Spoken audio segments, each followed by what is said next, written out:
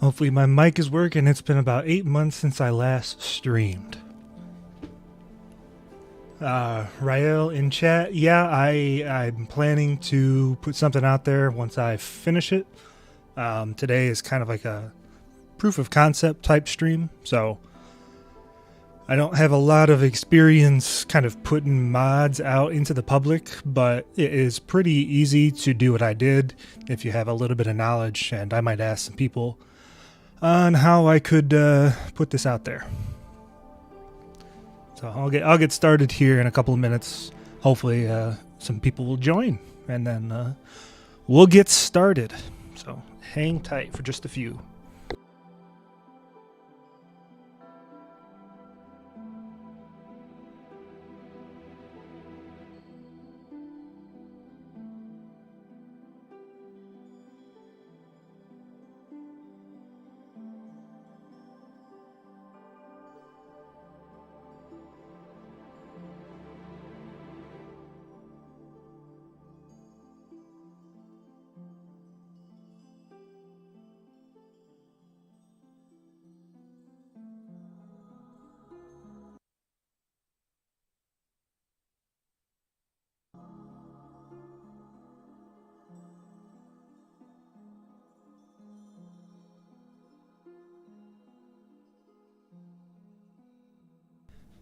Hope everyone's having a fantastic evening. It's a great start to the weekend here.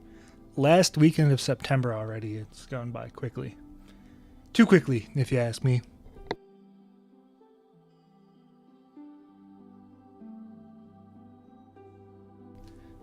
But looking forward to doing this. This was kind of fun to make. I had this idea a couple of weeks ago, and I wanted to play the Elden Ring Diablo style loot mod, but I don't think it had been updated in like a year, and obviously it wouldn't work with the DLC, so I tried my hand at creating this one. And I also want to do something for DS3 eventually. Again, I'll probably start the run here at like 7 o'clock. Maybe a few more people will join in, although this is already a few people here, which is, I think, more than my last stream got, which was like 8 months ago. So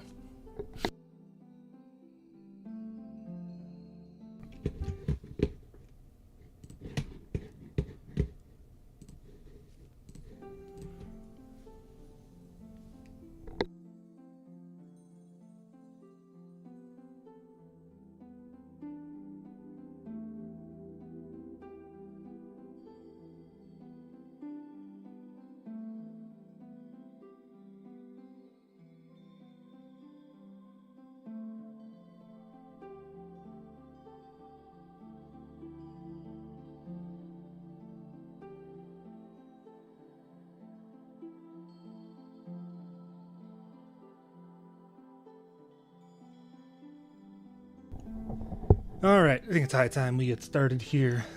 So again, if you haven't read the description, I'll give a brief rundown of what I did here for the mod that I've made. Essentially, every weapon, piece of armor, shield, and ring in the game has been modified to assign a rarity from common all the way up to godlike. I actually did, if you saw the poll that I put out, I think it was yesterday, maybe Wednesday. I did go ahead and guarantee that there are at least two god tier weapons in the game. Again, I don't know what they are, so we'll figure that out. Hopefully I find at least one of them, if not both of them. That'd be kind of cool. I also increased the HP, defense, and attack of enemies in every part of the game to kind of balance out some of the increases in stats that we get from our weapons and armor. My plan is to just start with a random class and then probably ditch all of the equipment and then just kind of go around and pick up a bunch of stuff as we go. So that said, let's get started here.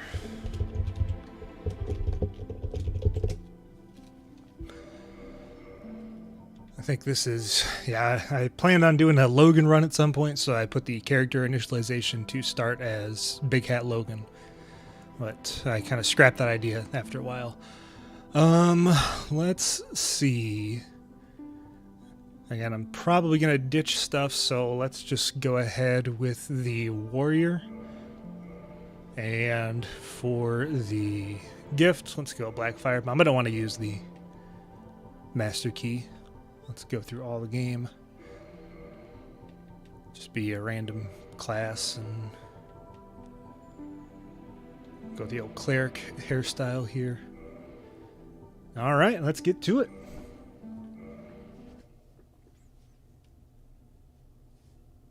In the age of ancients, the world was unformed, shrouded by fog.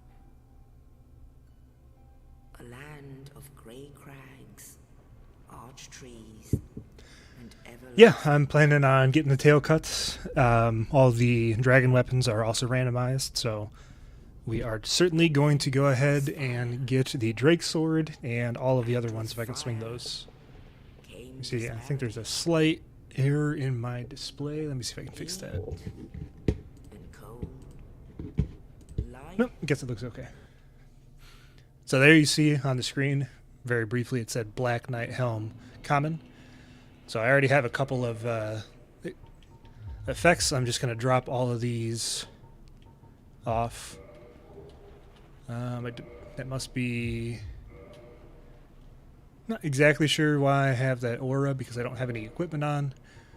But that's probably just something to do with how I implemented something.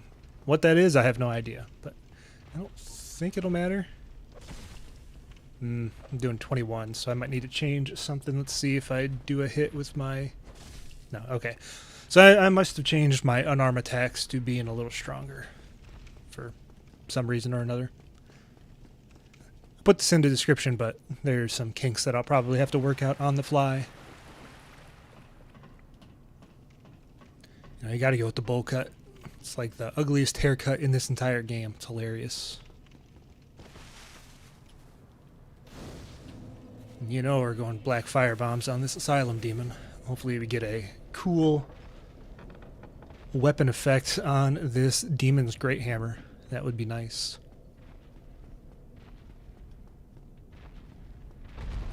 And hopefully I don't have anything messed up from a bunch of my other tests. Doesn't look like it. It seems like a normal amount of damage, just a little bit lower. Is it like 5 or 4 to kill him normally with the Black Fire Bombs?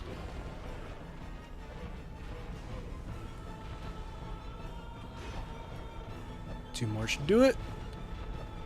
Easy boss. Alright, so we got a common. That's alright.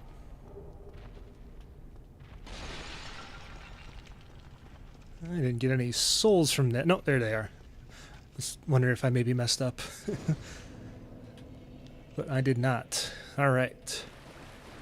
So, I'm going to skip all of the equipment in here, and we'll grab stuff throughout the rest of the world. I think that's going to be a little bit more interesting. Again, I think my unarmed attacks are... Nope, I have no idea why I'm only doing 2 damage now. I was doing a lot more beforehand. The joys of mod making.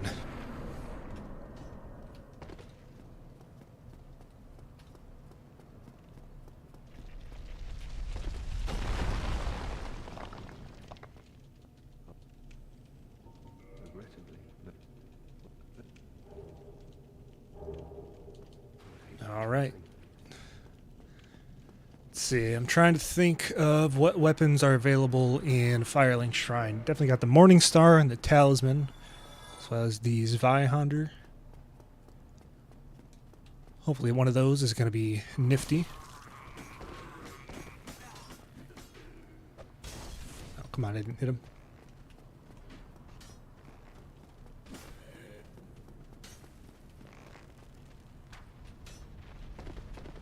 Alright. Easy Asylum done. That guy's gonna follow me down, is he? Hopefully my mic sounds okay as we move on. Can you get the wing spear? I don't even know where you get that in Firelink. And there's obviously the Undead Merchant, although I would maybe like to avoid buying weapons. Probably just go with stuff that you loot. Yeah, I'm trying to think where you get the wing spear. The ancient legend. I can't think of it off the top of my head, which is ironic because I did a video where I got every single weapon in the game.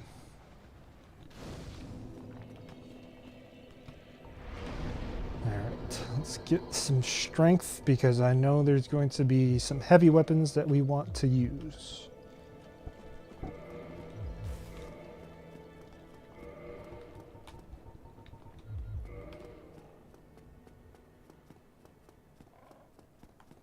See, he's got a visual effect that means one of his weapons or shield.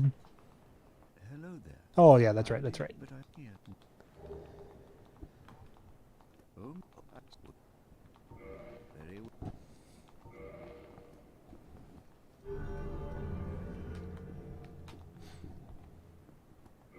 Now only. I see, I see. So, if we look at what he's got in hand, let's see an uncommon Thorland Talisman, which that might be nice. It's got the Miracle Up. I don't remember what an uncommon effect is, but all of the effects are randomized based on the weapon upgrade, or not the weapon upgrade, the weapon rarity as well, and shield rarity and armor rarity and all that good jazz. So I did not, I put this in the description, but I just updated that like 30 minutes ago. For like a full release, I would like to have all of these weapons that you can get from farming enemies and whatnot. I want to have them all so that you can get a common, you can get a rare, an uncommon, you know, a bunch of different tiers. Ooh, we got a rare, but it's got counter damage up. So in a full version, yes, I will have the drop rates modified so that you can get different weapon varieties or weapon tiers from various different enemies. But for this proof of concept playthrough, they are not modified at all. So like every morning star in the game that we pick up will all have this same level of rarity and this same effect. So yeah, I mean it's rare, so that means it's got some good damage. So I think a rare is like a plus 8 to plus 12, more or less. Is this this must be the wing spear then, right? Yeah, oh, it's a common, it's too bad. For spellcasting tools, ooh, the Zweihander with a very rare, that might be the weapon that we go with.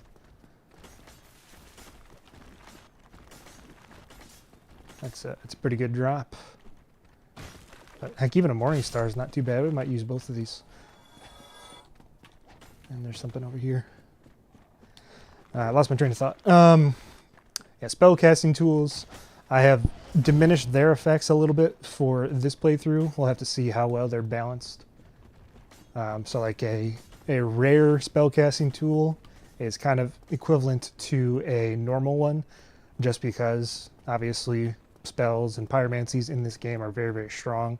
So I decided that it was going to be a little bit more balanced if we actually diminished the effects of some of those from the get-go.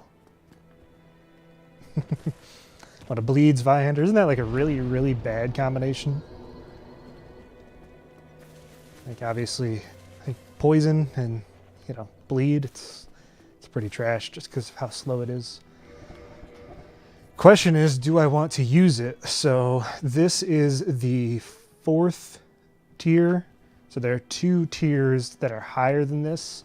So it goes common, uncommon, rare, very rare, legendary, and then godlike. Those are the tiers of weapons. So you can see it's got 325 base damage, which is quite incredible. You can't go wrong with the Zweihander. Ooh, that's 234. Let's see, I think this is a soul right here. And Dragon Lord Placidusax. Oh no, I died. That's also one of the reasons why I want to modify the drop rates and drop tiers so that early game doesn't become kind of a joke. Like, I think the early game in this run is going to be a little bit easy, but I'm hoping that the difficulty with some of the upgrades to enemy defense and HP is going to make it a little bit tougher. I do need to find some armor, though. Hoping one of these guys will drop it.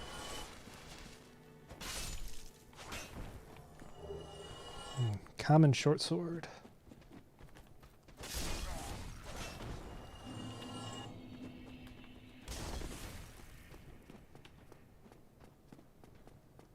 Not really a reason to get the Ring of Sacrifice, but we might as well.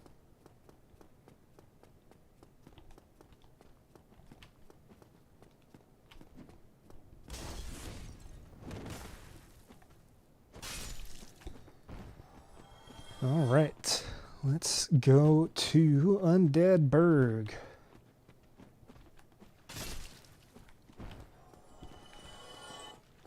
Oh. It's been a while since I played this game. I forget the enemy placements.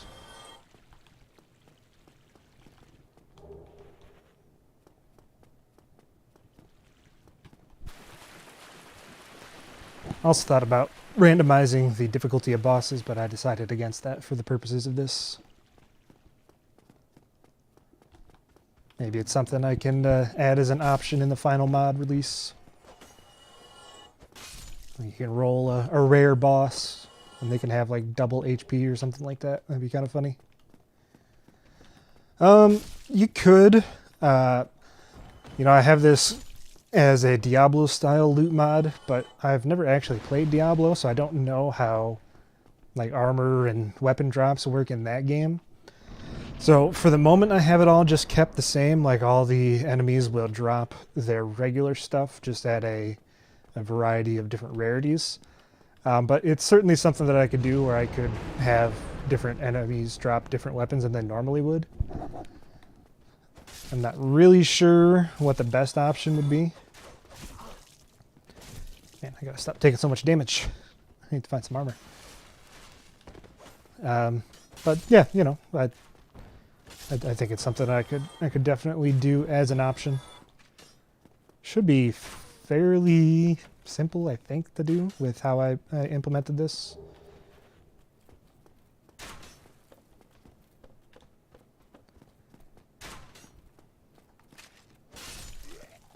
Hoping for another drop here. I'll probably avoid using that Zweihander, even though it's rare, until I get to like the mid game, just because I don't want to roll over the early game. I think that's sensible. Yeah, I randomized the thumbnail that I put for this video. I think I was checking the very rare helms.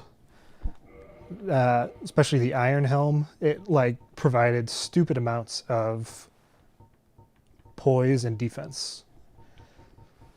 So if I'm gonna do shops in the mod, I think I would also probably want to go ahead and up the buy price based on the tier of weapon as well. So like the club right now only costs 150. I'm not gonna buy it. I'm gonna go through and you only use pickups, I think. But, you know, obviously you don't want to just sell something that gives you like 15% more souls for only 150 souls. That would be too good. Yeah, I think I will definitely get the Uji. I don't think I've ever used a katana in Dark Souls before. Thank you, Kai. Gone mad, I have. I'll teach you, lousy rat. Why me? Let's see. Uncommon. All right. You know, not bad. Not bad. Does it do? It does do thrust. So, you know, let's get a point in dex and let's rock a katana. I think that might be interesting to use. So again, the effects, if you're just joining in, an uncommon I think is like 10% of like a ring. So the Morningstar has counter damage. The Leo ring, that's what that's based off of. I think that's a 40% boost to counter damage. So, even though obviously the Morningstar does not have any thrusting type damage, I think the increase is like 20% maybe. So that's what it does. So it's basically the exact same as the Leo Ring Payton. So for the Uji, which are I think just one-handed R2s, right, that do thrust damage. I don't think there's any. Is there a rolling attack do thrust? Does not. So we could do this one-handed R2, even though that's not the best attacking type. So I should probably have written down exactly how much of an increase it is, but I think it's like 10% for an uncommon. I'll get a common bluestone or blue tearstone ring.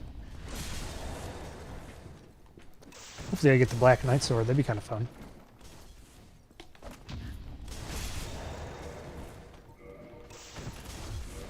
Working on my parries.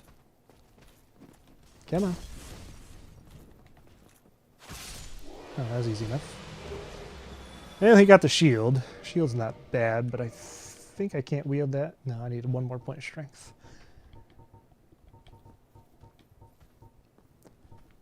So you can see a wooden shield. I think the wooden shield does it have 95% block usually? Don't remember. Maybe it is just 93. I was gonna put on the blue tearstone ring. Oh, I gotta fix that. Gotta fix the name. I thought I fixed that name, but I guess I did not. So that's what a work in progress mod looks like. Accessory caption ID 147.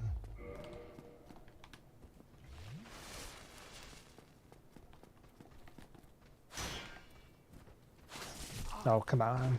I did not hit its shield. Can you shield poke with a katana? I don't think you can. No, you wouldn't be able to because you need to R1 for shield poke attacks, I'm pretty sure.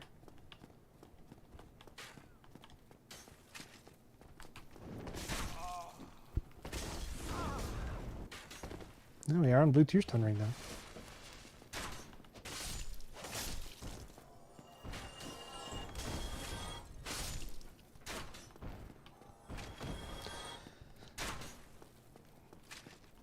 Right. Oh, excuse me.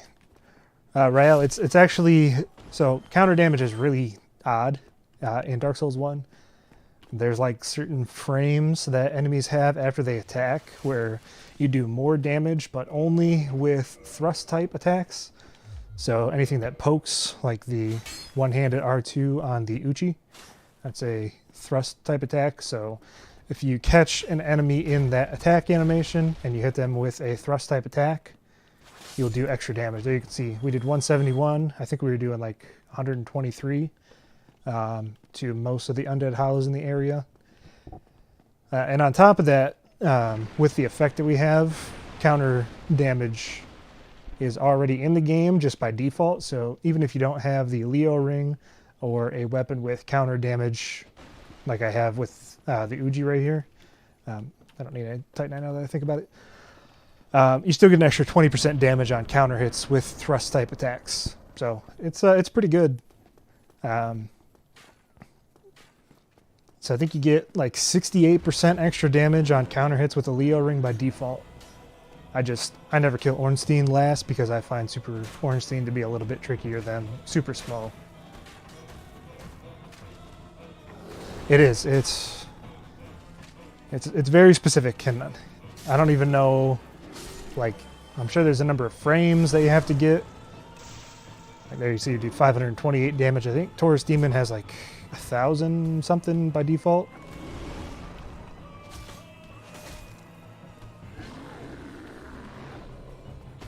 What's the running attack here? Okay, the running attack is a poke too.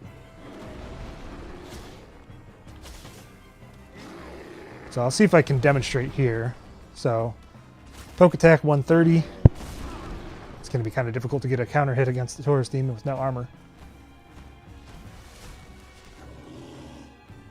There you see 172. So that was a counter hit. Just for demonstration, I can no hit the Taurus Demon, I promise.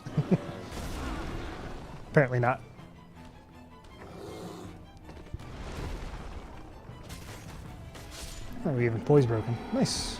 Do we get the Demon's Great Hammer? No, we do not. That's alright. Still a good fight. You know, I probably should have bought the bow from the Undead Merchant before I killed him so that I could shoot off the dragon tail. Because I don't have a bow yet, do I? No, I do not.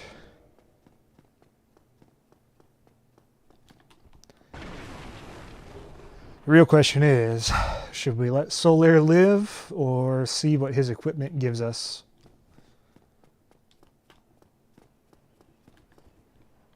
It's always a contentious issue.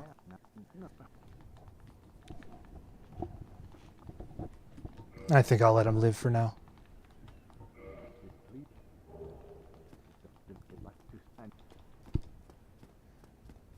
We might come back for him at a different stage if we're looking for some new stuff, though.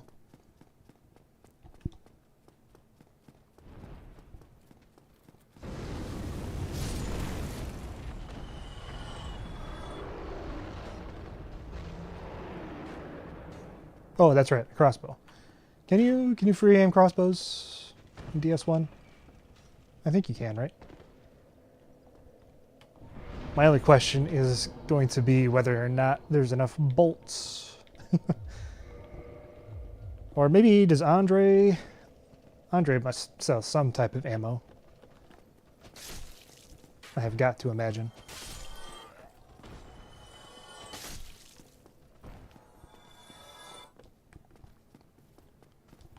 Yeah, that's what I thought. So crossbow. Let's see.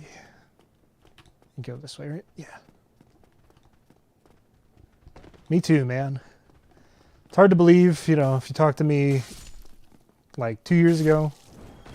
So myself, like probably a lot of people, the first Souls game I played was Dark Souls 1, but I didn't get into it until after Elden Ring came out. So I've only been playing the game for like 2.5 years at this point. But the mechanic side of things have, you know, they're really, really interesting to me. Why do these guys have iframes? Now I've looked up a bunch of stuff, and obviously the first video of mine that kind of went big was the Dark Souls 1 with optimized damage video, which was pretty fun to make. Although if you're watching this, and you've watched that, some of the information in there is actually not 100% correct because I didn't know how a couple of things interacted. Most notably the weapon buffs and the red tearstone ring. They don't actually stack, which I thought they did, but obviously they do not.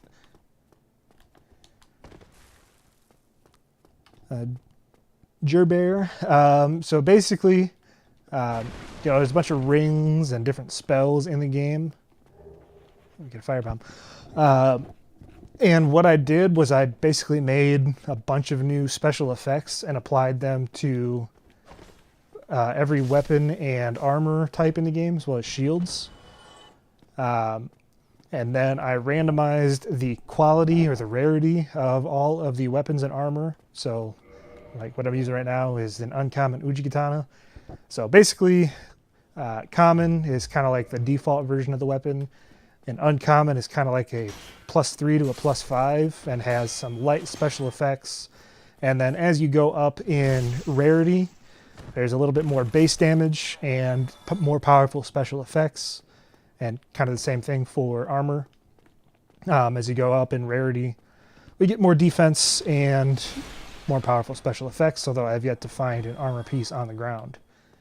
Because again, we ditched our starting class armor because I want to find everything out in the wild. Is this where you get the crossbow? I think this is how you get the crossbow.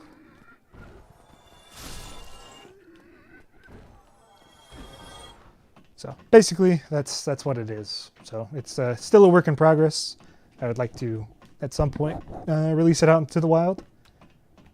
But I've got to make sure it's all well and balanced.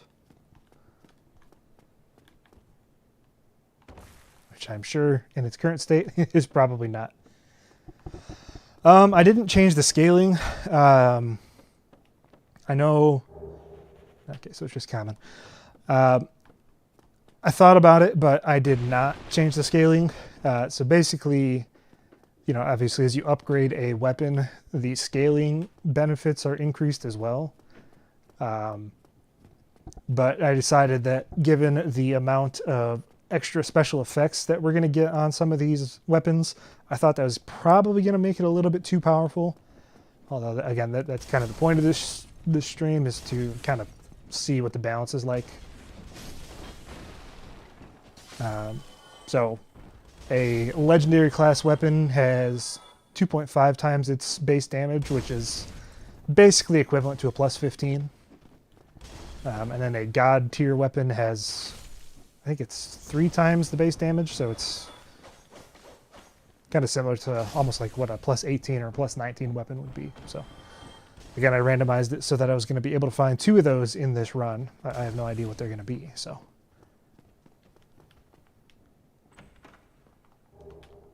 I don't think we're going to have enough resources to get the tail cut quite yet.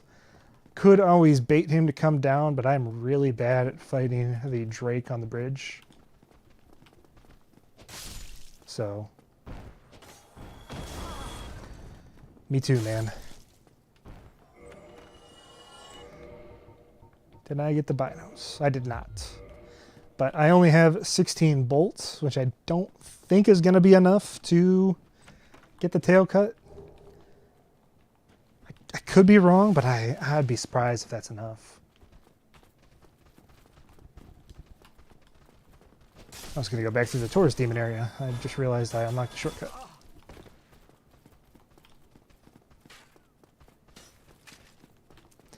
These things tend to happen whenever you're talking stream of consciousness type.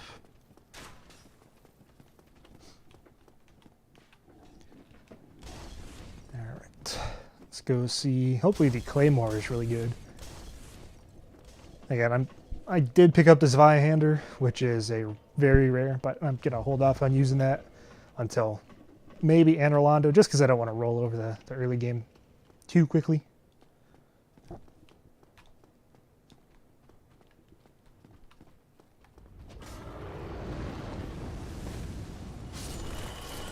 Nice free souls. Let's hopefully he'll fly down here soon. Yeah. I'm trying to remember the last time I actually did the tail cut. Yeah, it would have been for the maxing out all the DS1 weapons. Just like 3 months ago, I think.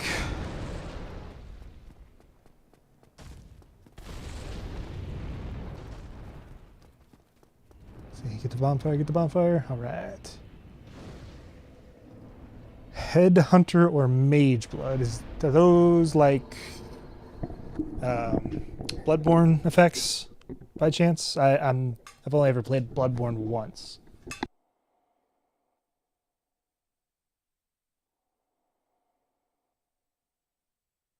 Sorry, I had to take a sip of water there. So are those Diablo maybe? Headhunter or Mage Blood? Again, I've never played Diablo, so. Let's get some more vitality, some more strength. So, kind of regardless of what they are, no, I don't, there's nothing like that.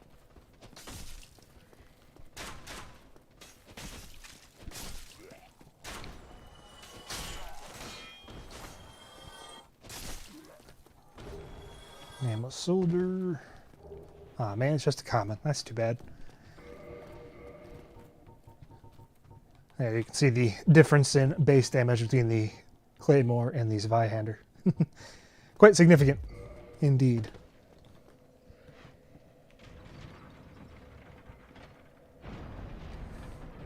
Let's go get the other Black Knight in this area.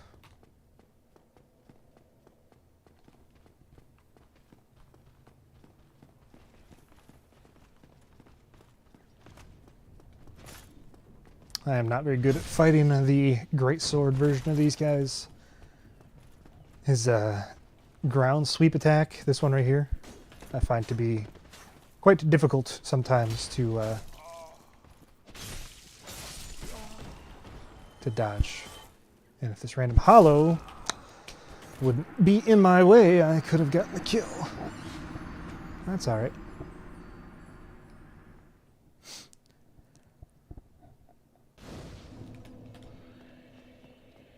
That is okay.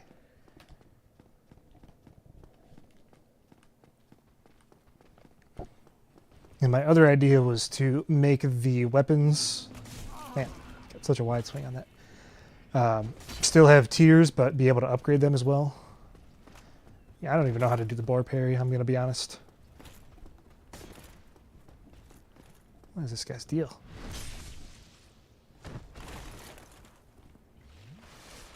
I will certainly try to kill him, but I have no idea what to do for the boar parry. I like using the alluring skulls and then leading them into the fire. That's my preferred way. Come on, I don't know why that didn't register as hits. Holy cow. That's why you can see I really need some armor. Again, this hollow, what is he doing?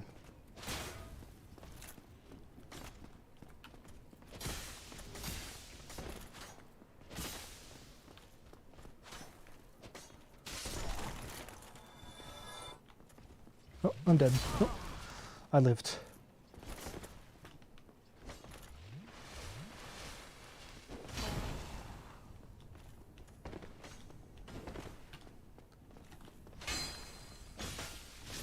Really? I don't know how that didn't kill.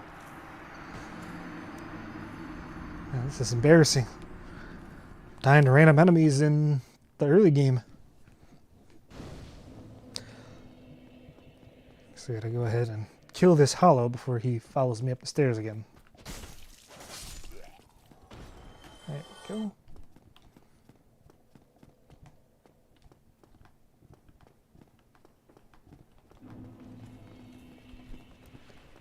Try reposting. There we go. I don't know why I'm making this more difficult on myself.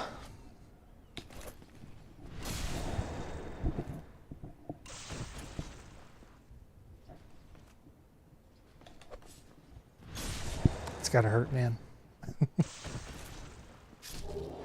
Oh, come on. Just another common. That's alright. I don't love the Dark Souls 1 version of this weapon, but the Dark Souls 3 Black Knight Ultra Great Sword might be my favorite weapon in the entire series.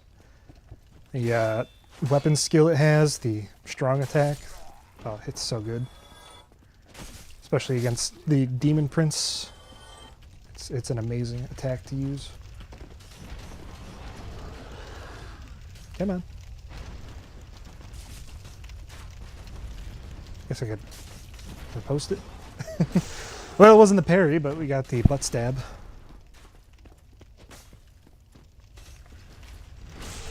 Which is maybe a little bit more visceral anyways. Let's see what our tier... it's just another common. Still, it's our first armor of the game. And it is glorious.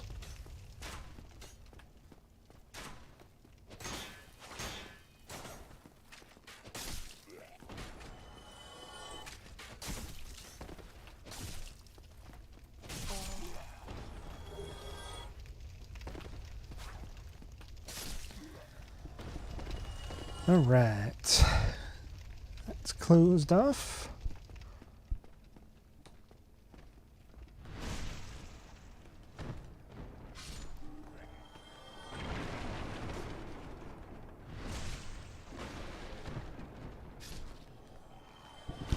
That's classic Dark Souls 1 right there, just backstabbing everything in sight.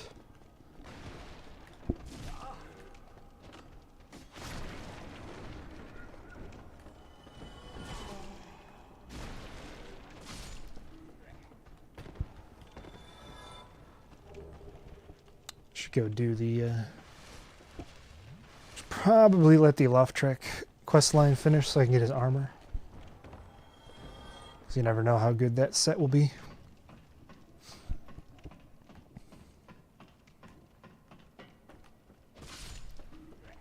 Gotta say, I'm not a huge fan of the Uji right now. Again, I've never really used katanas in Dark Souls 1, but not my favorite moveset. Excuse me.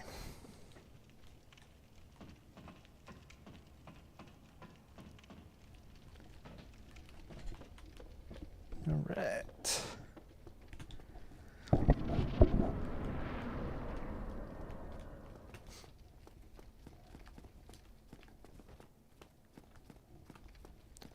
I think we got the Knight Shield over here, if I'm not mistaken. Ooh, a legendary. See, I don't know. I don't honestly know. I've never used it before. This is going to be really nice. I'm absolutely using this bad boy. But again, I'll hold off on using legendary weapons until we get to like Anor Londo. But I think you have to let his invasion happen, and then you can pick up his armor above the ONS fight. Look at that name, it's so long. But hey, we got a waistcloth. Oh, those are... So we get status defense here. So let's see.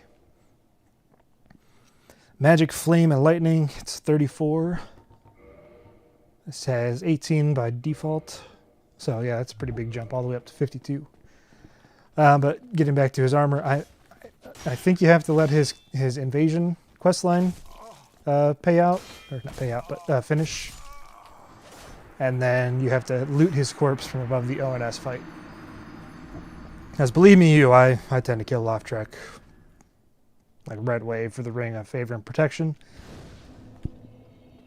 But I don't think I'll do that because I want to have access to as much stuff as I can possibly have access to.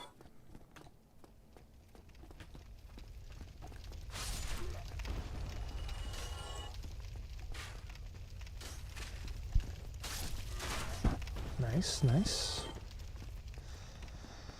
You know, I didn't check if there's any godlike rings, but I will say that when I was messing around and looking at what some of the values would be, if we were to get a godlike red tearstone ring, hyper mode would be ridiculous because I'm pretty sure I have that set to like a 2x damage multiplier with at low HP, which it's 40% in the, or it's 50% regularly, but adding on like an extra 50% on top of that would be nuts.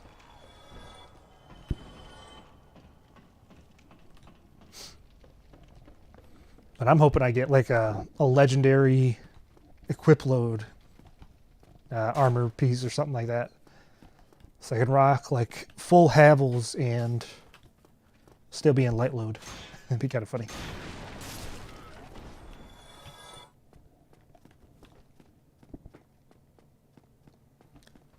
Let's try not to die here.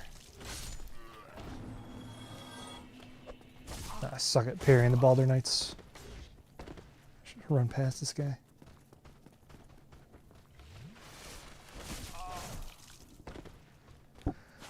Keep running.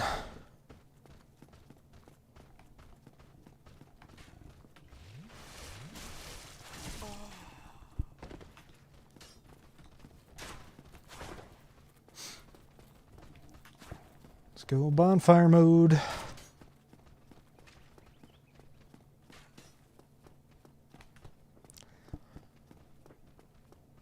See, I think my next stat upgrade.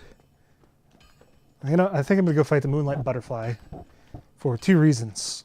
I want to make sure that I correctly updated the loot tables so that we get the Moonlight Butterfly horn whenever we kill it. And I want to see how good it is. That weapon is not the best when you have used it. So I basically randomized, Peyton, all of the rings coming into the run. So anything that doesn't have a static effect, so stuff that like boosts your damage or boosts your stats, those were all kind of randomized before I started the run. Kind of similar to the weapons for now, although in the future I would like the weapons to have variable rarities when they get dropped by enemies. But yeah, so basically all of the rings, they're randomized coming into the run. So I don't know what any of them are. You know, I want to dual wield 2 Smough's hammers and full Havels and still be able to ninja flip. That's the dream. Which you can basically do that in Elden Ring if you drink the physic tea or whatever that one's called. I don't remember off the top of my head. But you can get up to like something stupid like 300 equip load or something like that.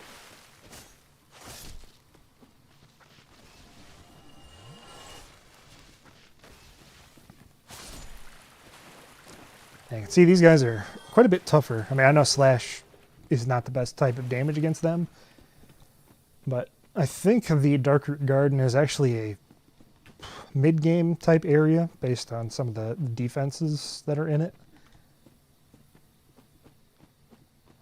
Now, the question is, do I need to summon Beatrice in order to have her staff drop later? I don't think I do. I think you just need to kill the Fort Canes. That could become human and summon her for the Moonlight Butterfly, but I don't think I'll need to. Nothing in there.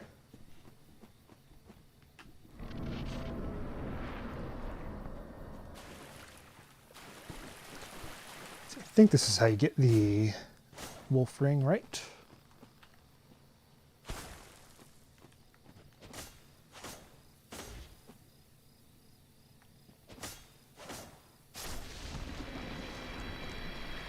Through this area.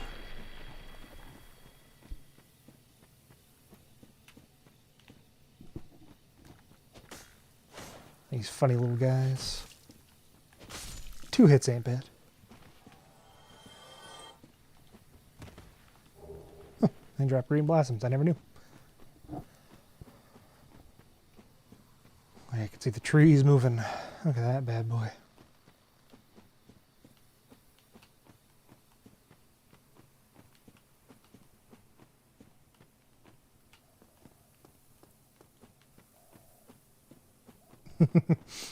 Exactly.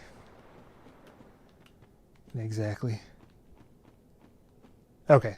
Yeah, that's what I thought. I couldn't remember, but good to know. Thanks for looking that up for Peyton. All right, wolf ring. What do we got? Ooh, rare. That's not bad.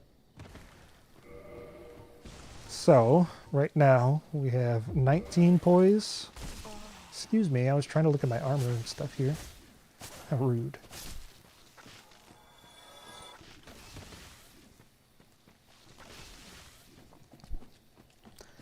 Let's see, 19 poise, no wolf ring. All the way up to 69. Which I think it adds 40 usually. And I don't remember what the breakpoints are. I think 100 is a pretty common one. But that's quite a bit of poise. I can just poise through that bad boy. Ooh, nice counter damage.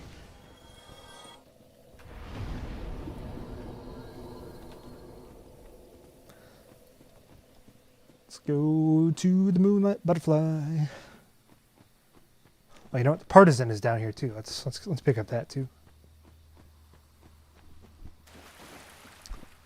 I think that was the last non-farmable weapon that I got in my all weapons upgrade route.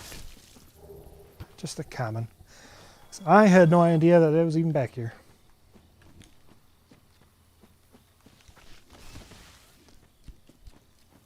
And I think something took me out of light equip load. That's alright.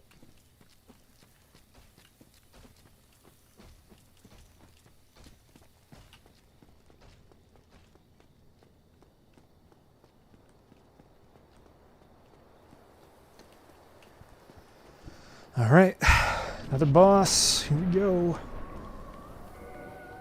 Let's see. It's got pretty good magic defense. I was trying this last night to test if my item drops were updated correctly, but I was in New Game Plus 3 and I was still rocking a 50% attack, defense, and damage multiplier for enemies at that time, and I could not kill it within 4 cycles. So that's when I decided to... Oh, nice. Yeah, you're not wrong. That's when I decided to slightly lower down the scaling that I was going to give to enemies. Thank you, Don. Thanks for joining. Hopefully this is interesting and will be entertaining. This is only the second, I guess it's like the third stream I've ever like actually legitimately done. I tried one Elden Ring one back in the day on my Twitch channel, which I don't think I've used in like a few months, back when I got my computer. And I did one for a giveaway stream back in February. Oh, this weapon is kind of garbage. Oh, am I gonna die? Let's go with the Morning Star. Moonlight Butterfly resistant to slash? I don't know.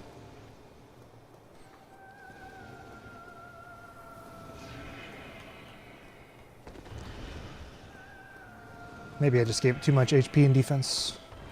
That's alright.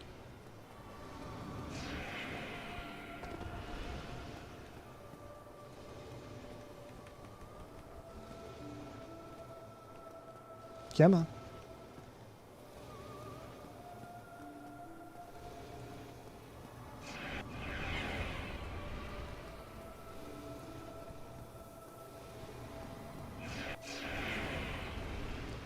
Yeah, I want to stream more, but I'm not like a full-time content creator or anything like that.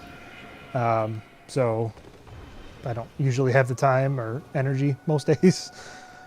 But I got inspired to make this, and I figured it was high time I put one out there. This is an ugly fight. Alright, that's much better. It just must be very resistant to slash type damage.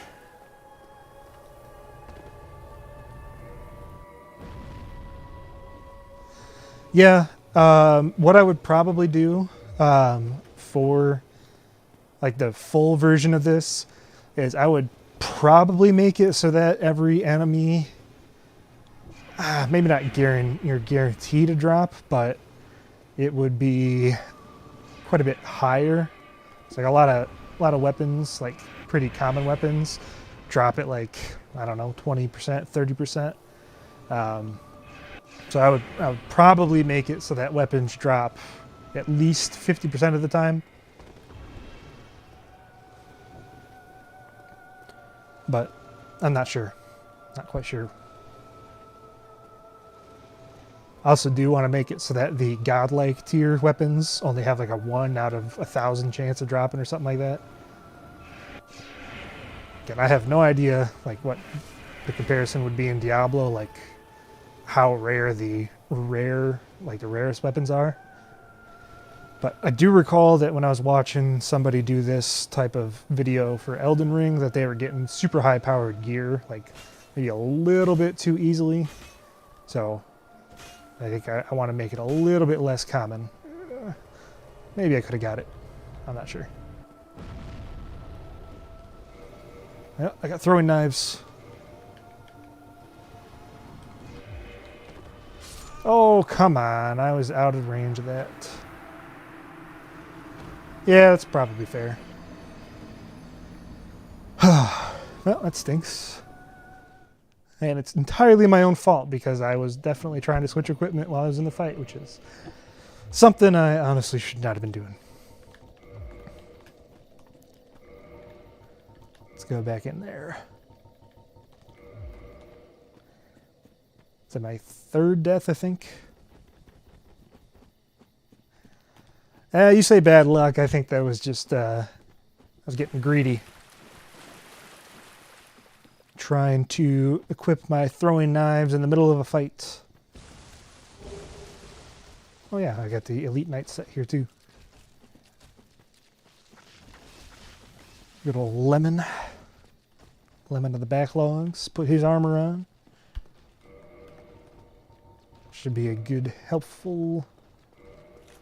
let's leave that off for now. See, my elemental status defense is going way, way up.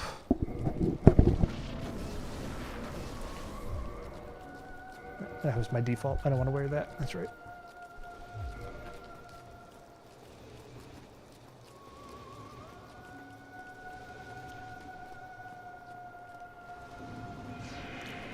I do love the music in this fight and the Gwendolyn fight. I love the soundtracks in these fights.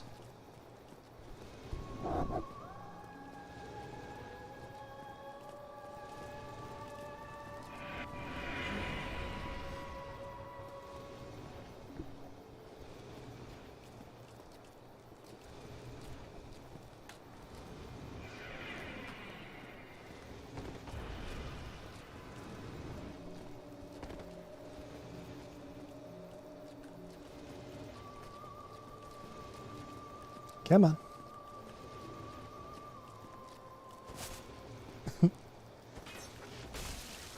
Oh, you can hit me through the wall too, huh? I thought I was the only one that could do that. Really? You're not landed yet? I thought you were going to the landing animation. Excuse me. There we go.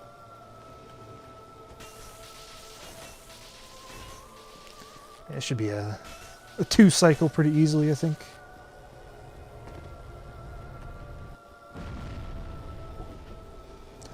It does certainly have some iconic tracks.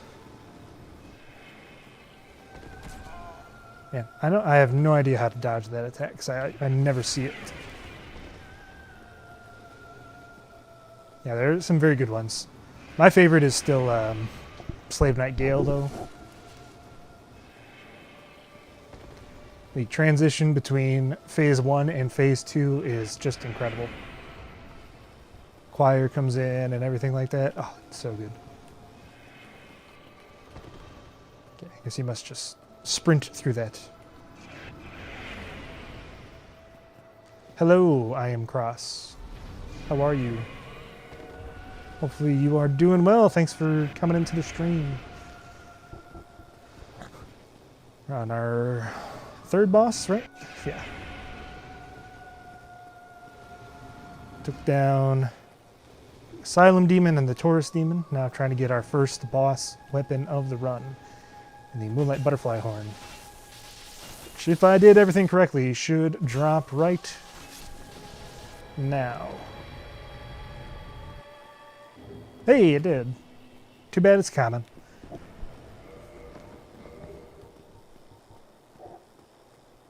Oh well. I was hoping for something better. We did not get it, but we still killed the boss and got a cool 12k souls out of it. Which again, if you played this, you'll know that it normally drops just 10,000, but as I put in the stream description and I mentioned that I upped the soul gain for this to kind of account for the purpose, which I think the intended goal, at least what I'm trying to go for, is you go through the run and you find different gear. Well, I don't mind explaining it at all. As we level up some stats, let's go. Let's do that. Basically, all of the weapons, armor, shields, and rings, not all the rings, but most of the rings, I randomized to give all of them a various amount of, or varying levels of rarity, rather. So what I'm using right now is a Morning Star that I have made rare, and then I've given all of the weapons and armor and rings and shields effects. So obviously rings have effects normally, but all of the weapons and armor I've also given... Yeah, the coals are useless. Because, yeah, you're right, there's no importance. But I needed the Watchtower basement key anyhow. All of the weapons and armor and everything, so I keep getting distracted. have been assigned a rarity. The rarity directly corresponds to the amount of damage or defense that they'll give you. So if you go and look at the wiki and look at the Morningstar, you'll see that the base damage is probably like 105 or something like that. So rare is the third highest tier, so it's got like an extra 50% damage, something like that. I don't remember the numbers I assigned off the top of my head. And then it also provides extra bonuses to counter hits, although it does not have thrust damage, so counter is kind of useless on it. You'll see common weapons, they retain their base damage and don't have any effects. And then same thing for armor. We'll see that I have the Elite Knight Gauntlets, uncommon, elemental defense. And then the Wolf Ring I picked up usually grants like 40 poise. I think it granted like 50. So that's kind of the general rundown. Still a work in progress. I want to tighten up some things, make sure the balance is okay. And I want to make it so that you can get varying levels of rarity for weapons. Like, you know, if you wanted to go and kill a bunch of hollows for short swords, you would be able to find common all the way up through the highest tier of short sword. But I do not have that assigned right now. That's something in the future. Right now, every single copy of like a short sword that I would pick up would have the same rarity. It's kind of the general rundown. I was inspired, if you look up the Elden Ring Diablo style loot mod, that's kind of where I had your inspiration from. Obviously Diablo, but I've never played Diablo. Kinda, not really. So scaling is based on both internal weapon data as well as the base damage of a weapon. So by increasing the base damage, the scaling does improve, but like the actual value, like you see, it's a C for a Morningstar.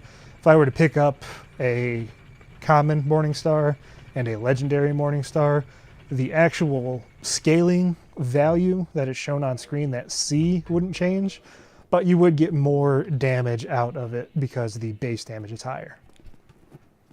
The one exception, I guess, is the talisman and staffs, because for those, I don't know where to change the baseline spell buff of 100. So the scaling for staffs and talisman have been modified instead of the base damage, but it effectively does the same thing, just in a different way.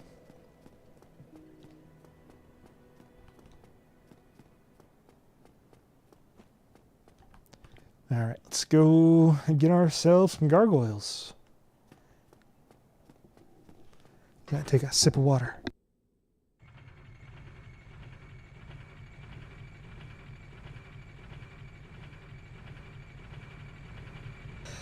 And hey, while we take this ride up, thanks for joining me. You're on one of my very few streams. I'd like to do more of these in the future if I can find some time. If you're watching this and you have any ideas for something that you think might fit into this, I am more than open to suggestions. So if you have an idea for like a special effect that could be added to a weapon or a piece of armor, yeah, I'm open to people. Me too. I'm hoping for a good tale.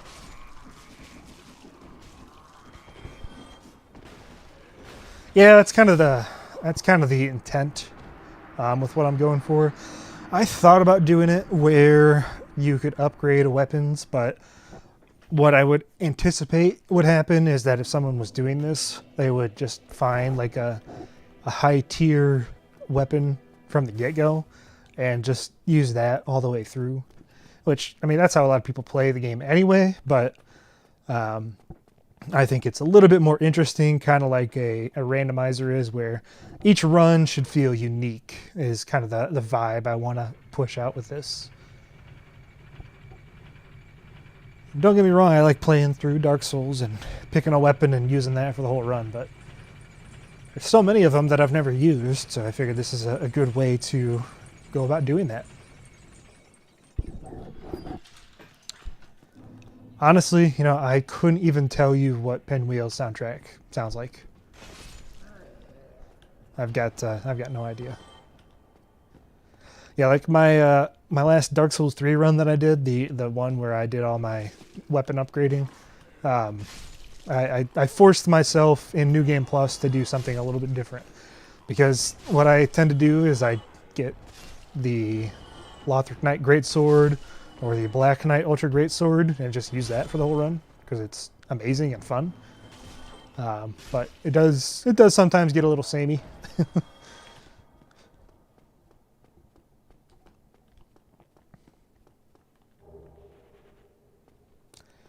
It is amazing. I was mentioning that.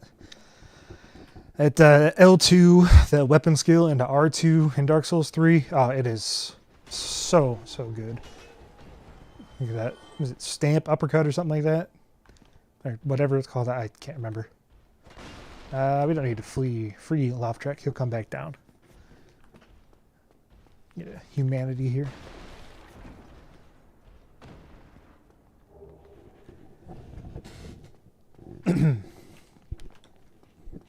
But you know how it is in Dark Souls. Everybody just picks like sorcery or pyromancy, and I myself am very guilty of doing that whenever I want to have a casual stroll through the game. Either that or the Black Knight Halberd, of course. It's a classic weapon right there.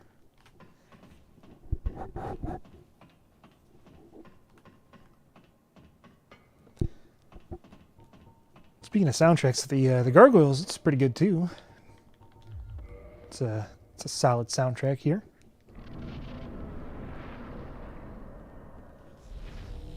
It's our last lightning pine resin or gold pine resin.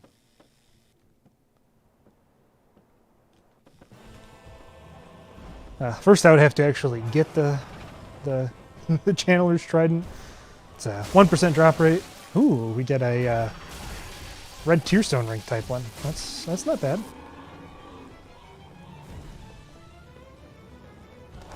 I want to say uncommon is only like a 10% boost. And rare weapons are pretty strong, huh? Easy dub right there. Let's go with an uncommon Gargoyle tail axe. How about that? So, yeah. So this is definitely why I also want to make the rare weapons a little bit rarer, because that was pretty easy. Yeah, let's go Gargoyle tail axe for now, and let's do uncommon.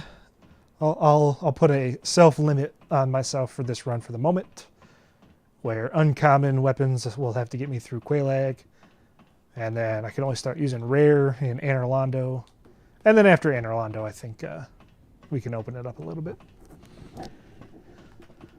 Either that, or maybe I need to increase some of the HP and stuff for the early game.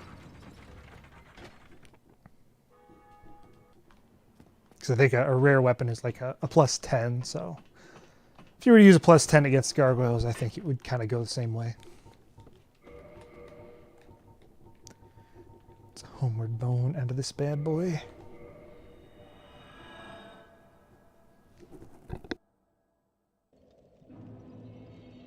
Oh, I should probably change the descriptions on that, huh? You saw a sneak peek of the Leo ring that had a rare effect. Which definitely means I'm going to want to...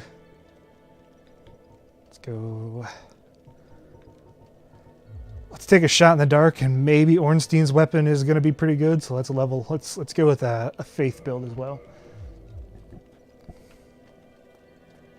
But yeah, the Leo ring, as you might have been able to see right there, uses the same title text file as the actual in-game item. So we know that the Leo ring is going to be rare.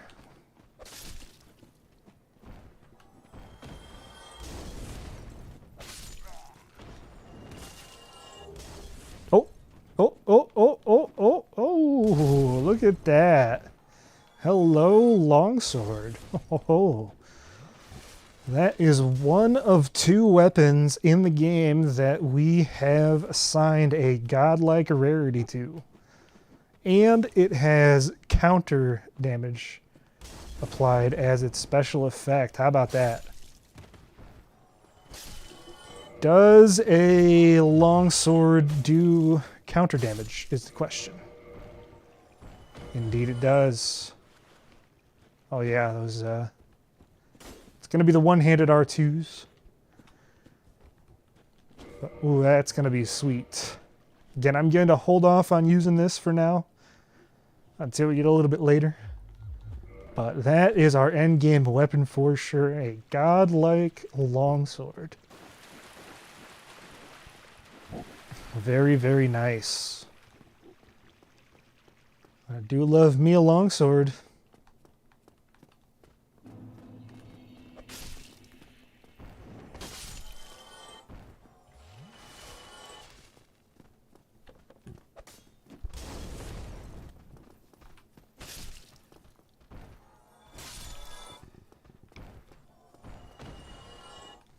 And for reference, that is a rolling R1. Just poke 2. All right. Yeah, for reference, if I were to have not made it so that we could find a godlike weapon in this run, that would be like a 1 in 3,500 chance. No, 1 in 1,300 chance. Sorry, not 3,500. But again, in a regular run, I think I want to make that like a 1 in 1,000. Maybe 1 in 10,000 chance. Something like that, just so it's super, super rare. Oh, that's nice though. Glad we found that super early. That is a treat and a half. Can you shield poke with it? Probably not, huh? No, you cannot. That's all right.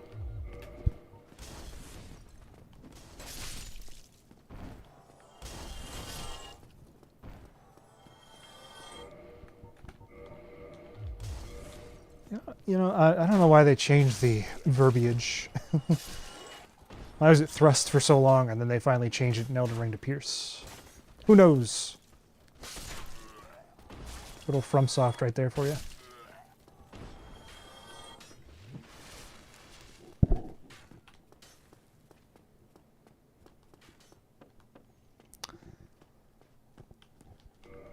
I don't know if I could find a Black Knight, but I will absolutely test the damage. Although right now I don't have very much strength and dex. Hello, Rudy the goat.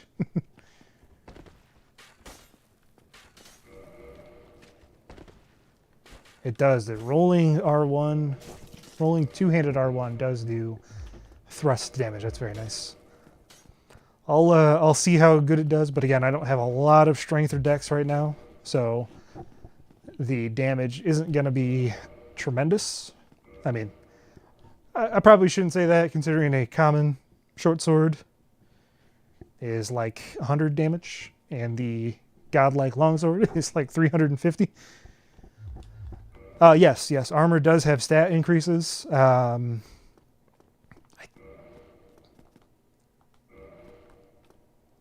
got the wrong key. Crap. Did it? No, that's the... I'm all turned around. I was thinking I got the basement key. That was the watchtower key. Or...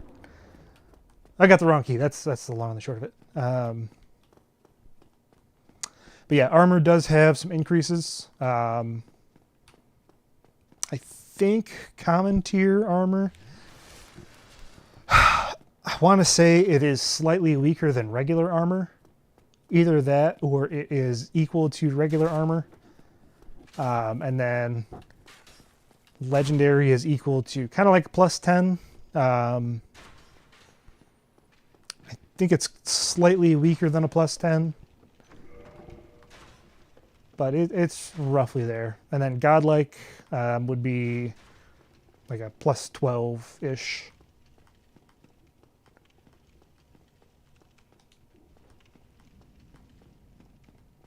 Hello, Havel.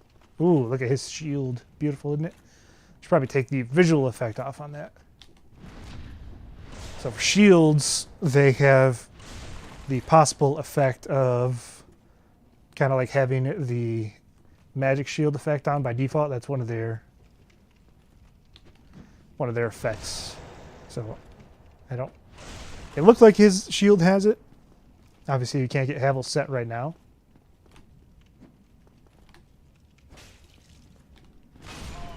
Okay, I guess I didn't hit the roll button.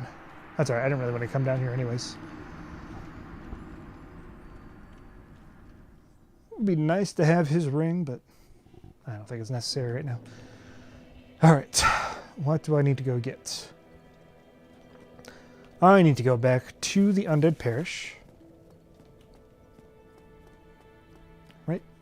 Yeah, and then go back around to get the basement key. That's what I need to do. Silly me for not starting with the master key. Losing all sense of direction.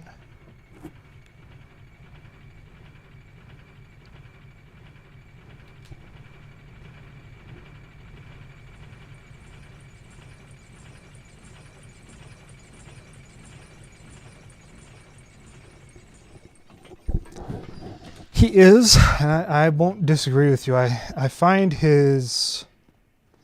Yeah, I could, but... so, if you've ever looked in... So I should probably respond to 2 comments. I find Havel's... Sometimes his... Come on. Sometimes I find his attacks to be a little difficult to parry. Yeah, I probably will. I probably will go get the key before I go to Blighttown. I will probably get the shortcut back by the female undead merchant and do that.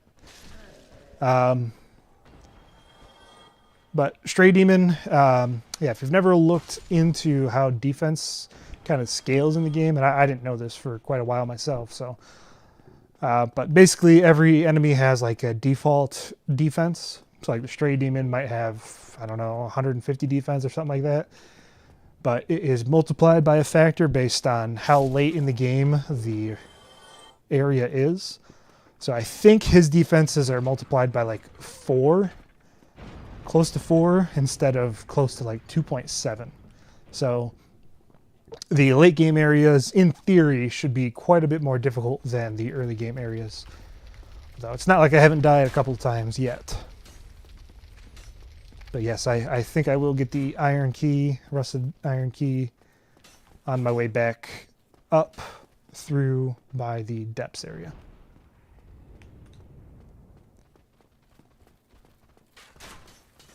Also means we're gonna also want to have Domhnall, because boss armor is also going to be randomized. And you never know what funny effects we might get from some of the boss armor.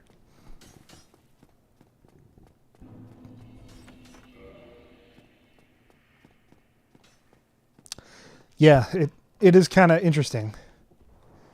I also found out, and there's not anything in Dark Souls 1 that I am aware of that does this, but there is a flag in the game that you can set so that some things only apply during New Game Plus cycles.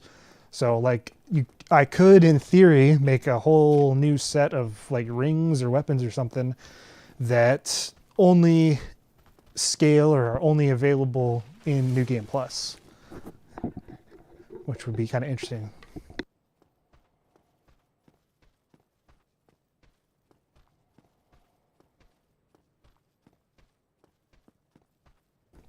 Excuse me. I know Dark Souls 2 has that, what's it, the curved nil greatsword, I think, right? That applies like damage boosts based on the New Game Plus cycle you're in or something like that, which is a cool concept. Wish they kind of kept that in some other games. No, actually, it is honestly just because it rhymes, Dawn. So I don't want to give away too much information about myself. I am an engineer, but not software, like adjacent, so different type of engineer. So, you know, I know math and stuff, but Trev the Dev, it sounds somewhat pleasant to the ear, I think. So that's why I came up with the name. Still remember coming up, it was, I started off doing some of this stuff as a hobby during the pandemic. sitting down with my brother and one of my buddies and decided, you know what? I've got a whole lot to do. I'm going to go ahead and start me a YouTube channel. And all right, we got a legendary sorcerer cloak, rare sorcerer hat, very rare fire defense boots, and we got another pinch attack. But yeah, that's where the name came from. That's where my YouTube channel started. Did a lot of Binding of Isaac back when I first started. Did some Madden 08, and I started that before. Yeah, no kidding. I started that before I even played Dark Souls, so my YouTube channel is actually older than my Dark Souls career.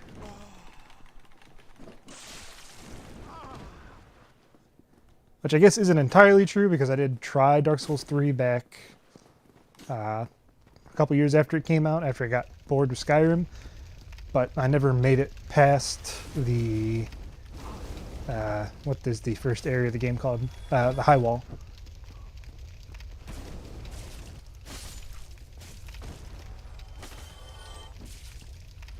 I just didn't get it back then, and now I do, and I'm glad I do. Let's see here. So again, I want to hold off on using any of this super rare stuff until I get a little bit later in the game. So I'm sticking with common and uncommon for now. I'll go with the... wonder if this will put me into light load. Nope, still in medium. But those are nice.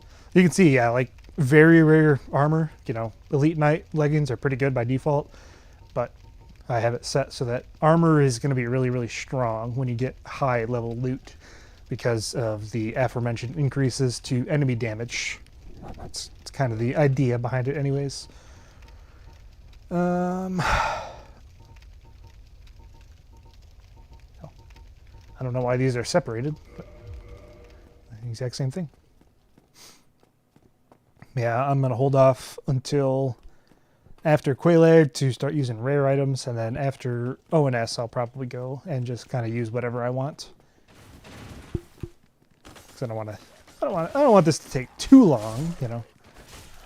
Proof of concept stream. I think it's working well. Some balance changes I definitely am noticing here early.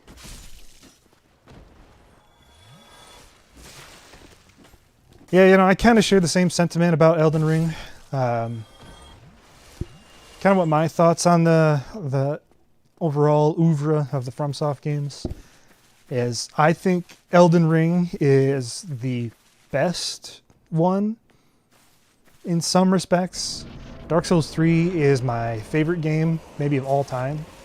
But Dark Souls 1, you know, it's got that nostalgic feeling, even if I have I only started playing it like 3 years ago. Which is kind of funny, if you ask me. But it's got some really cool stuff in it.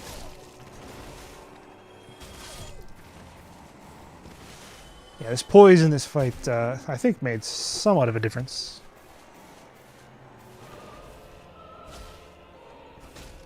Oh, we got that nice instability damage. I don't think I've ever used the Gargoyle tail axe. Seems pretty good.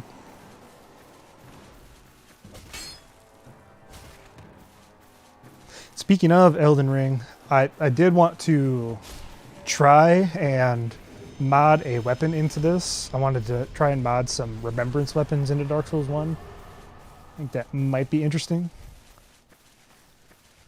Yeah, you know, I might take some flack for this, but I like Dark Souls 2. That's not what I'll take flack for, but the one that I have liked the least so far is honestly Bloodborne, which I know is a very uncommon sentiment. Because I know people really, really love Bloodborne.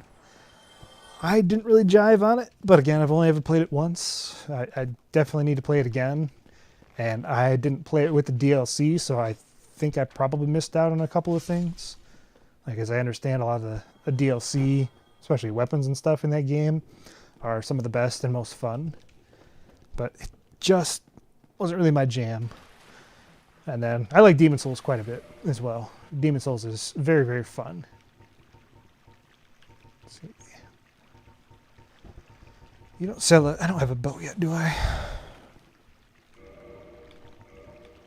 Do not. Just crossbow still. And we'll buy some arrows so that when we get... let's go large arrows. So that when we get a bow, we can come back and get the Drake Sword. I don't know, 100 of them should be good enough. I haven't played Sekiro yet. I think I would probably like it. But I don't know. I don't know for sure. I should go back and play like Kingsfield or something. Like the OG FromSoft games.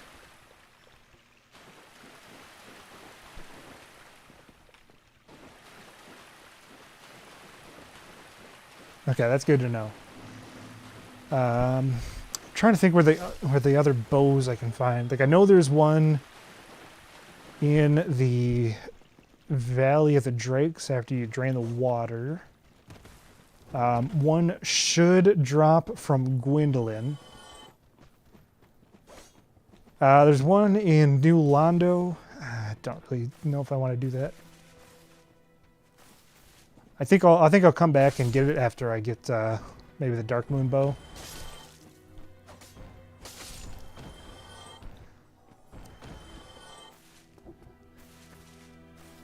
Eternal Ring. I don't think I've ever played Eternal Ring.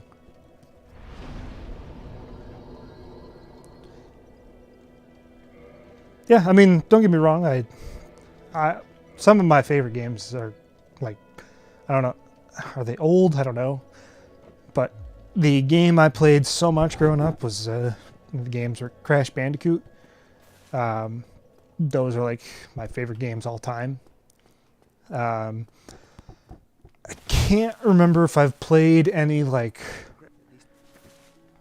old school type stuff like Kingsfield.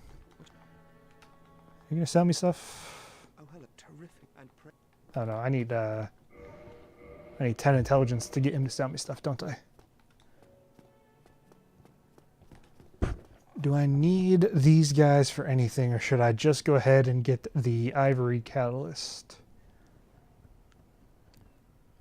I think I'm going to, and then I think I'm going to go for a Sunlight Blade type build. Yeah, let's do that.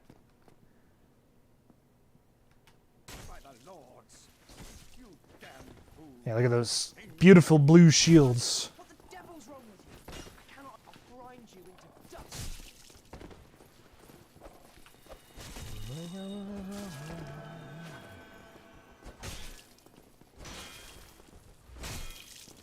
This is a tough fight. These guys using heals too.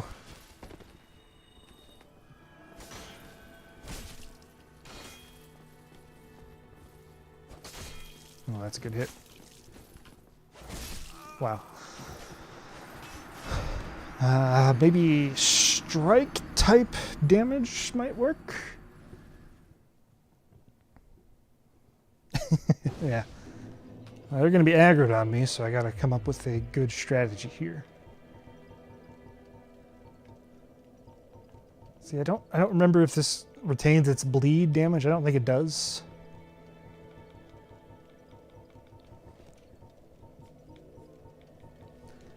Yeah, I mean, I could try the Uji.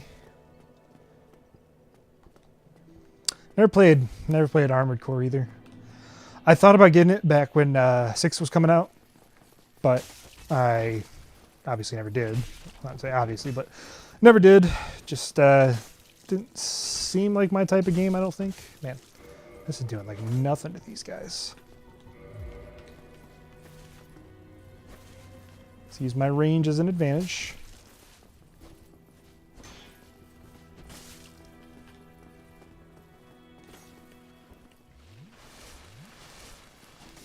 This music is definitely not befitting of a fight. The calm, somber music of Firelink Shrine.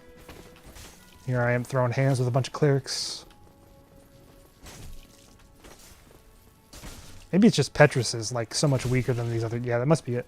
These other guys must have like super high defenses and stuff.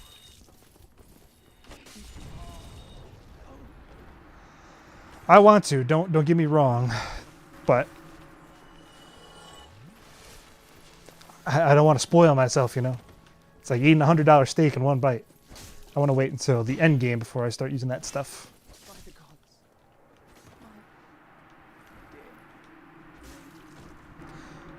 Because I could always just throw on my Zweihänder. Patches would be proud. Speaking of him, we might end up killing him too. This would be like an NPC slaughter run, I guess, to put it in very unfavorable, unsavory terms. Man, you have heal too, don't you? That must be like replenishment or something.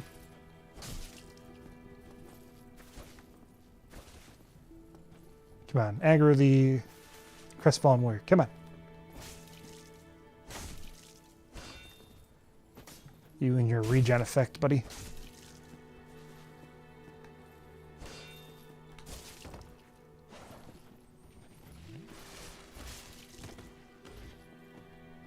Yeah, that's probably true. What's weird though is those two areas have like the two, they have like separate scaling values for like defense and stuff. So I don't know. Maybe these guys just have like super high defense by default as well.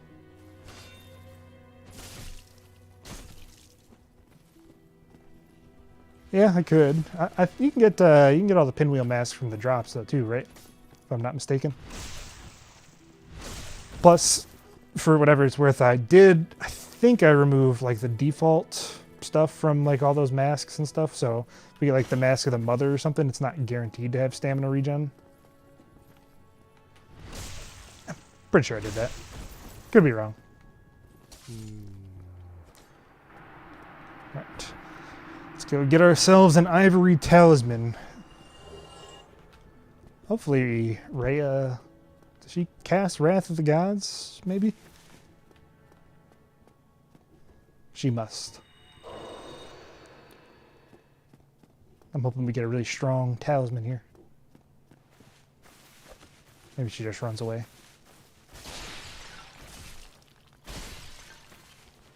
Alright, so much easier.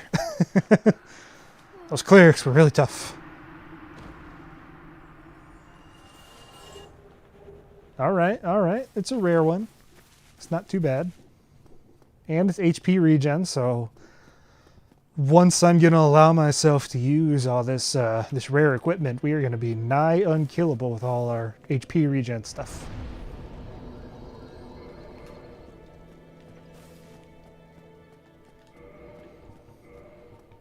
But yeah, for the talismans, I left the scaling equal to default for rare class rarity talismans and staves, which I think is probably a little bit more sensible.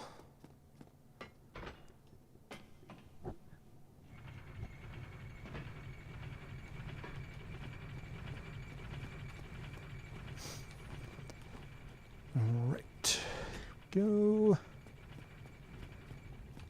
Yeah, that's very true. That is quite true. I think you can get back up there, right? Yeah. But just as a sneak peek, see this very rare armor has really, really good defense ratings. I think Havel's armor, it's like 70 or something like that, right? Just the armor. I'm gonna look that up.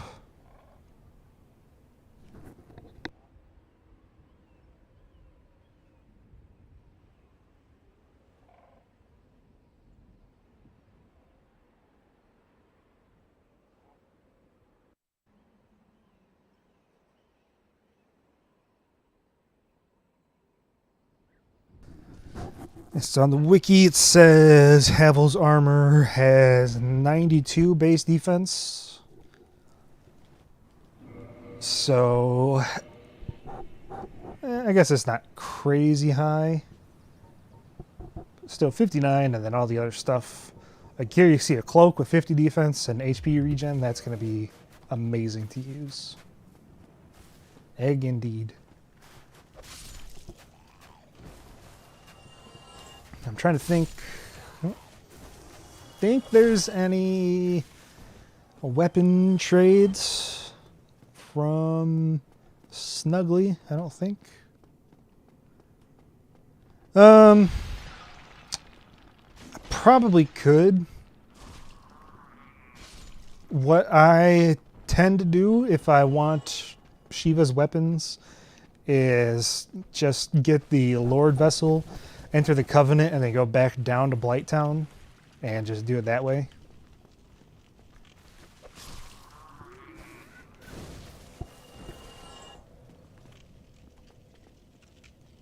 Yeah, I don't disagree with you that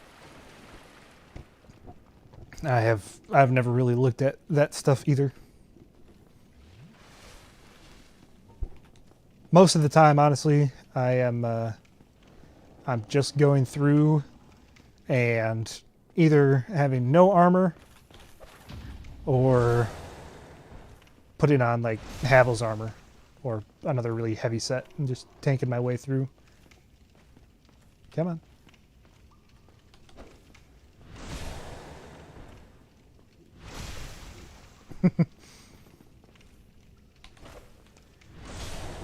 Good old Black Knight parries, man. They never get old. Especially the sword guys.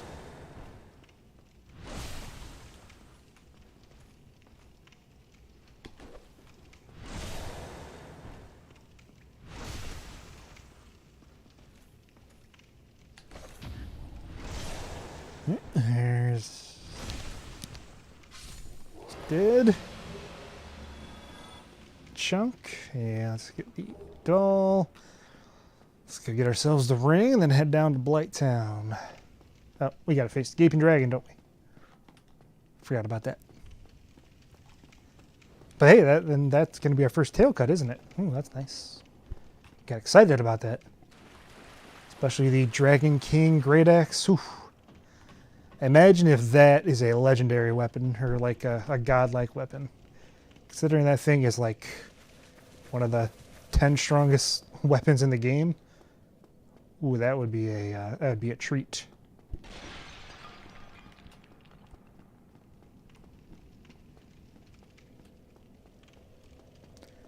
It is sad we do not get the sword, but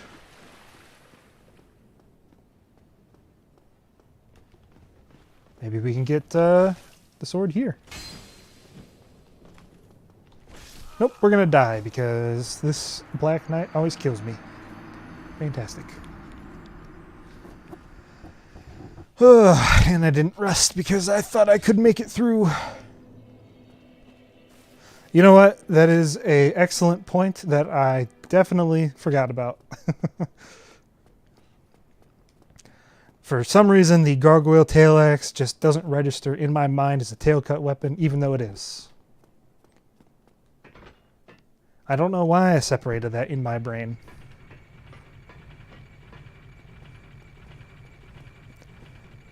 Maybe it's because it's not from a dragon? That... yeah, that's a very fair and true point.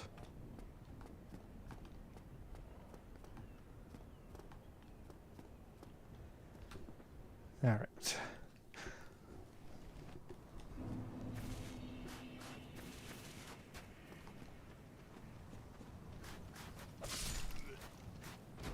Yeah, it could be.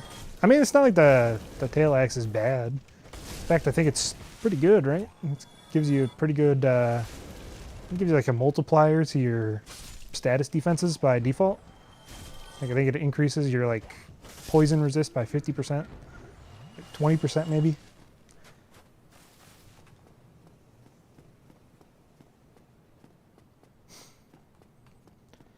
Alright, let's try and do this correctly this time, eh?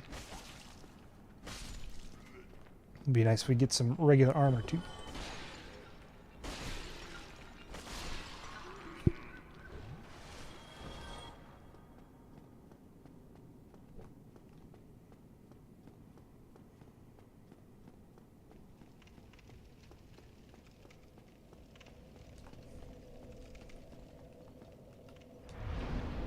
And we'll rest here just in case I die again.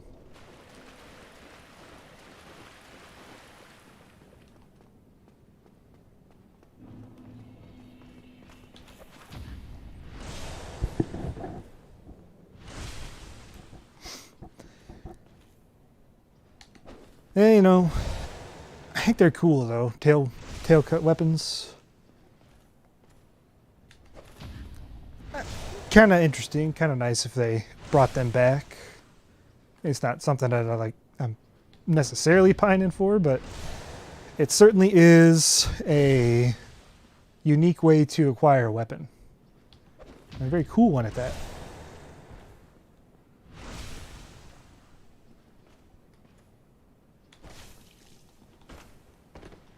Okay, I guess that didn't hit me.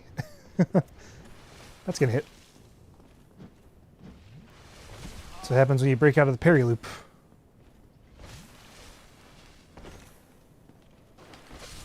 Yep, and we died. Classic. Glad I rested.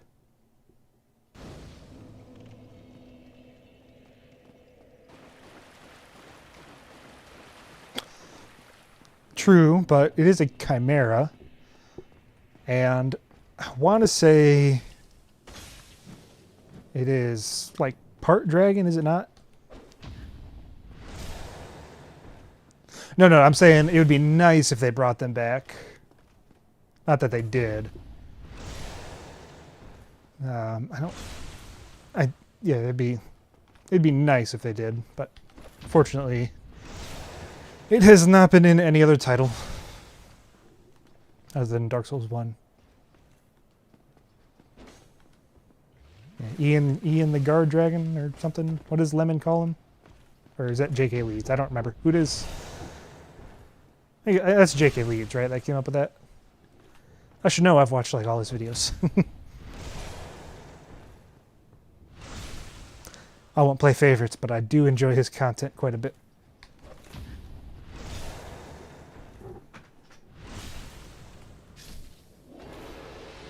Oh, no sword on the second attempt either.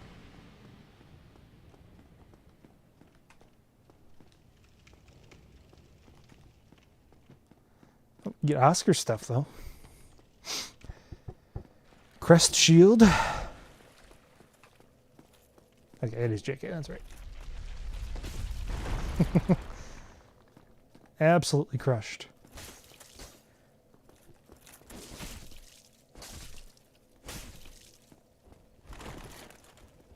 Doing that heavy roll, buddy. Can't be doing that.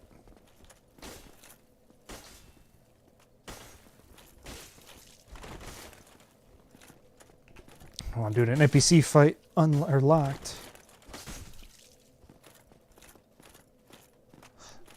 Yeah, yeah. I mean, there's a couple of like Dark Souls 2, like thinking of the Rotten, like you can cut off his hands. I think there's a couple other. Oh, just coming.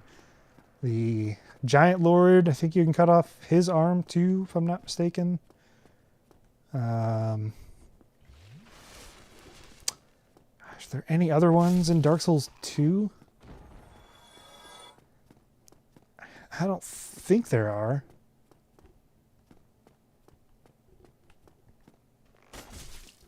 Should know I'm doing the backlogs. Dark Souls 2, his next challenge run. Yes. Freya's heads, that's right. Pretty sure that you can also soft lock yourself if you do enough damage, like poise damage to Freya. Like you can't kill her anymore because her heads are gone.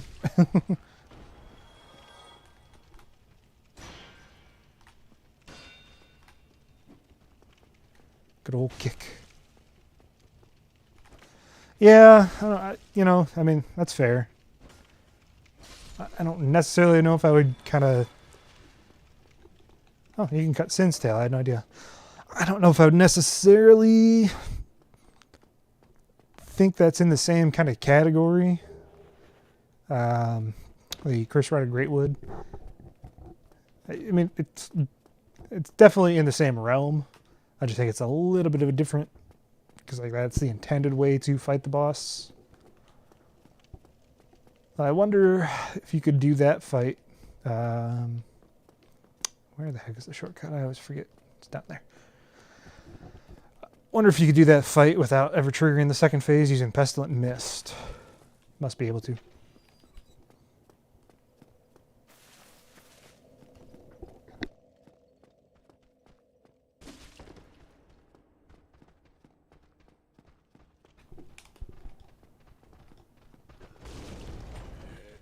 Classic Torch Hollows right there, baby.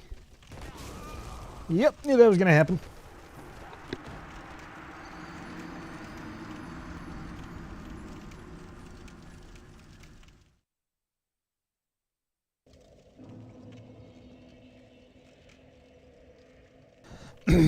Honestly, I have no idea. It is certainly a possibility, but I can't remember the last time I had a lengthy old Iron King fight where I would have had the opportunity to do that. Come on. Everybody hates the Torch Hollows, man.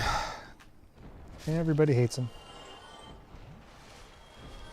Oh, you'll hear no dissent from me. I remember watching Illusory Wall. I think he did a video on them he did a video on Poise. And if I remember correctly, I think their attacks do like infinite poise damage, or like they have a flag on them or something where like you can't poise through the torch like swing attack or something like that. Something really stupid.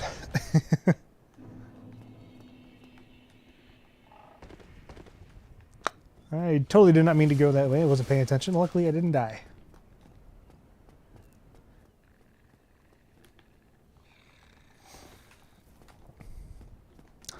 Yes. Yes, indeed. My favorite part about the teleporting dogs in Dark Souls 3 is running up to the cathedral and not attacking any of the dogs, and then opening the door, and they just, like, every half a second, they, like, fly into your back. It's funny, too, if you've ever... I think if you, like, walk down far enough towards the bonfire in Dark Souls 3 Firelink, and then you turn back and look at Andre, he'll have that reduced frame rate. So, like, you can kind of see him doing his actions to do the, like, the smithing motion, but he's at, like, 5 FPS or something like that.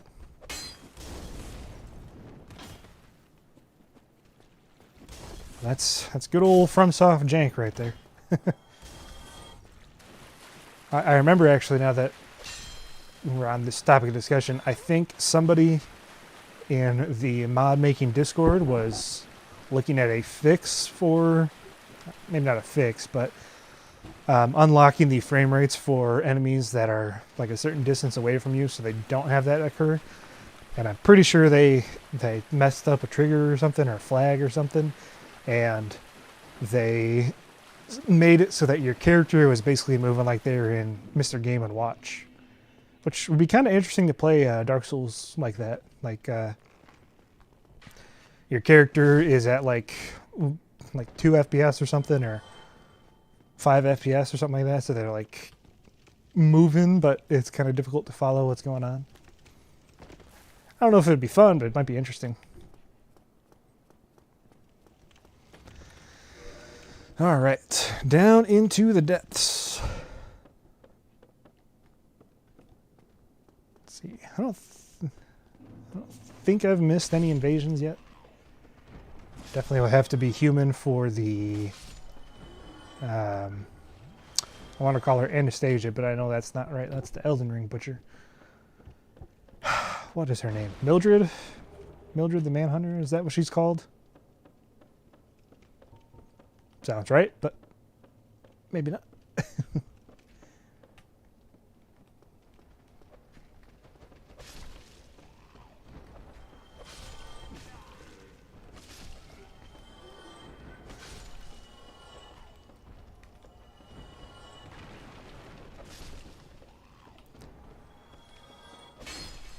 All right, let's go and save ourselves. Good old wrenches. Large ember indeed. But again, for this run, we have no need for it because of the way that I'm doing weapon upgrades, if you will, where we are not actually upgrading the weapons. You know what I should do? I should make a mod where we get this this poking stick here. It's not a weapon that's available in the game.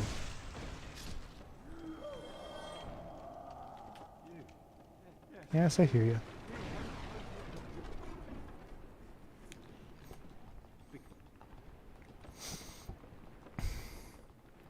Okay, sent him back to Firelink. Hopefully I did the Pyromancy Flame correctly. I don't think I'll use Pyromancies, but that is the only weapon in the game that I have available to be upgraded, because as far as I know, there's not a way to change the actual spell buff you get on there. You know what I probably should have done is I probably should have upgraded my Estus Flask. I got a fire keeper soul. I should probably put on my my ring.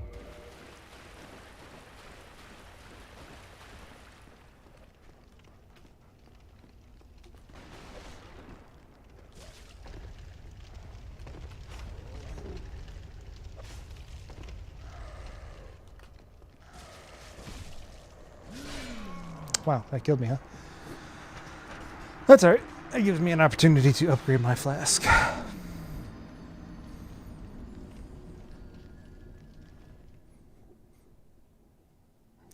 Yeah, I can't remember if I lost my train of thought there, but yeah, yeah, there's no way that I know how to change the pyromancy scaling by default. Yes, I am. Just blanked on that one for a minute there. I don't know why. So I think I did the pyromancy flame correctly, but maybe not. I don't know.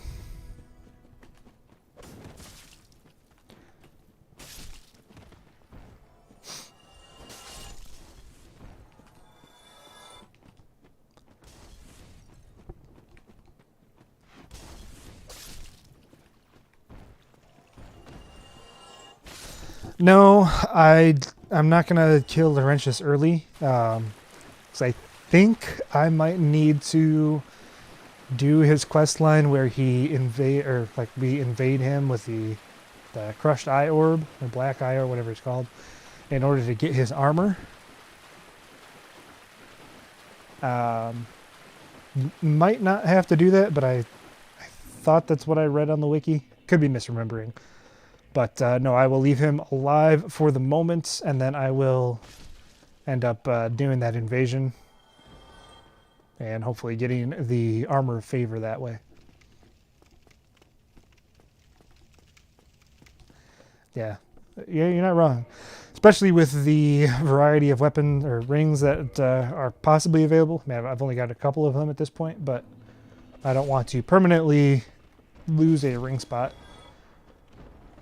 Might not matter if the favor and protection ring isn't very good to begin with.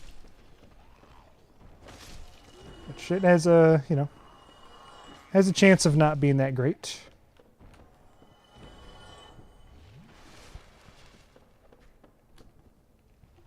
Oh, come on. There's literally no reason to do this skip outside of bragging points. It's not even really a skip, but you can do that. It's kind of funny.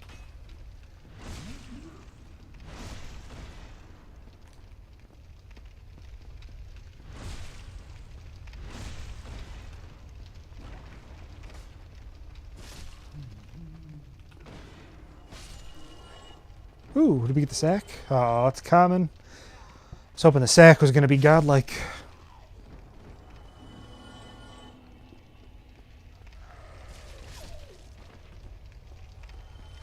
Again, no reason to get the large ember. I have no use for it in this run. Let's do our plunging attack on Mr. Rat Buddy here.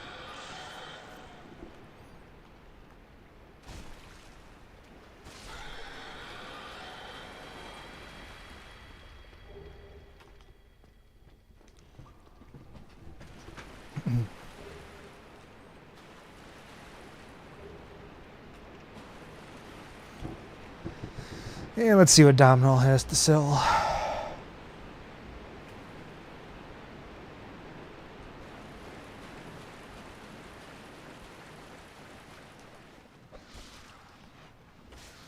Oh, you poisoned me. You coward. Yeah, it should have no issues being randomized. Right now, it's not even really a mod per se. All I did, a couple of these, was change some of the parameter files. So kind of garbage. So if you don't know too much about the way that the internal game mechanics work, like every weapon has an ID and every special effect has an ID. So basically all I did was I made a bunch of new special effects that are pretty similar to ring effects. Some of them are the same as like spell effects, like Power Within, for example. We can get a special effect that gives us like a raw damage multiplier. And then I just changed the name and the special effect of the weapons that are available to us. So if you were to do all of these changes and then do a randomizer, everything should work without any issues at all. Like even if I were to do it where all of the items and weapons are like randomized loot, so like you could farm 4 higher tier upgrades of the same weapon type, that should still work as well. So I don't really know how other mods work, and I'd like to push this out once I'm happy with the balance of the game. Which, again, as you might have been seeing if you watched, there's some areas I think we definitely want to improve on. Namely, the fact that it should be a lot more difficult to find rare equipment in the early game. But hopefully I can figure that out and actually push it out as a mod at some point. Because this is, it's been pretty fun so far. Definitely, I would like a little bit more variety, but you know, for what it is, first time really actually playing through it, it's not been too bad. Is there a weapon up here? It's like a crossbow, maybe? Maybe not. I know there's one in the boss arena, but I thought there might have been one as well up top here. Oh, you know what? I think it's on this level. Maybe?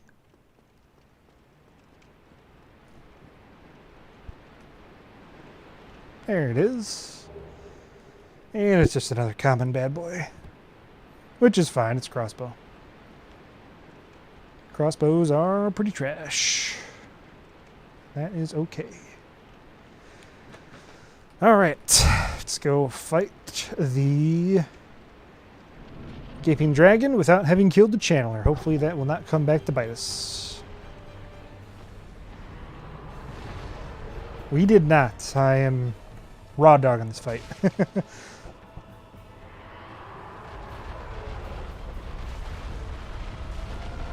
Which I maybe should not have done. Especially because the tail axe does not have good verticality.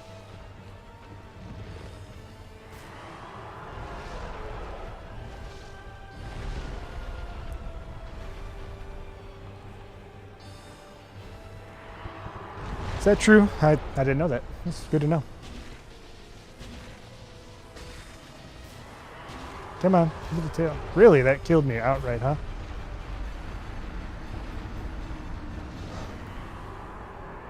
This is a tough boss. Ah, he didn't curse me. That's all right. So let's go kill that. Let's go kill that bad boy. The Uji maybe a little better. I could use a. I can't use that, can I? Let's see. Tail axe doesn't have great scaling to begin with.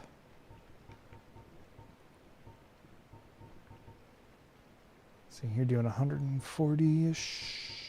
You're doing like 180 already.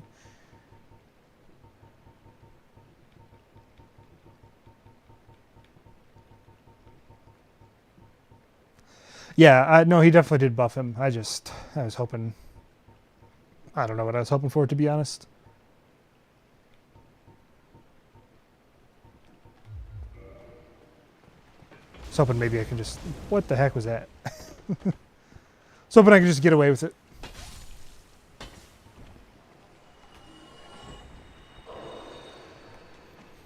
I should go and kill the channeler though, because we are already struggling against it.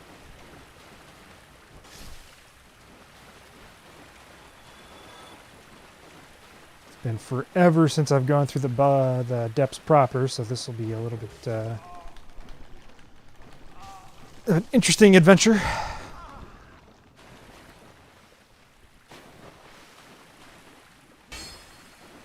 You gonna let me out there, slime buddy?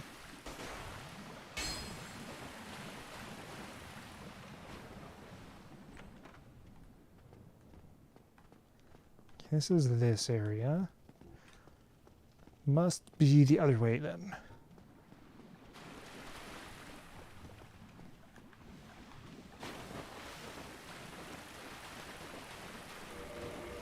Yeah, let's break my own rule. Let's just go with the Morning Star.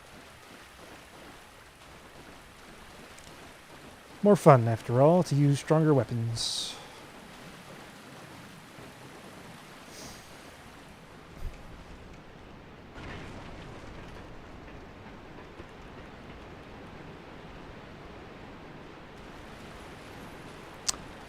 Oh, we can get the Great Axe too. I think the Great Axe is good.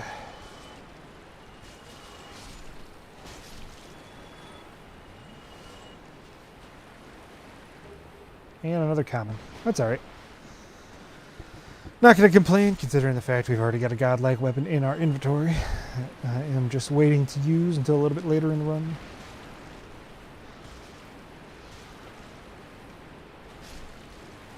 And the poise damage these guys do.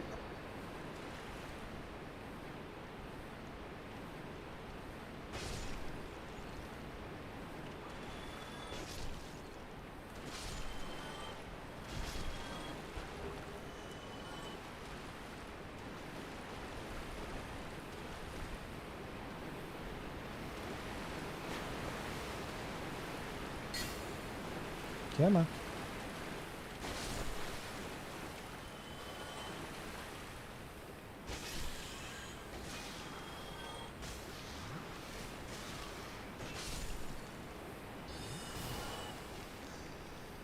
Good old Kirk by the basilisks. I remember getting very lucky in my all upgrade run. Wow. Look at the poise damage that these guys are doing and the regular damage. Holy cow.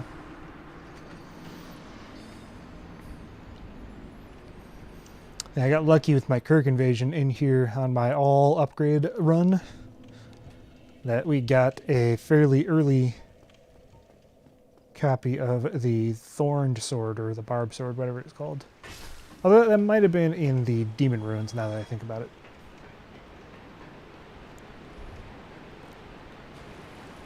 Need to be there. Get this way.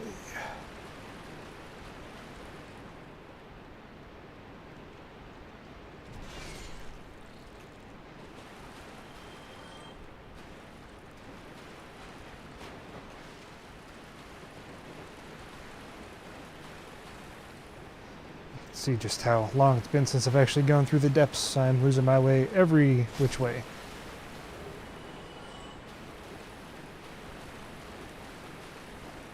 I never come here in a regular run. Always just master key it up.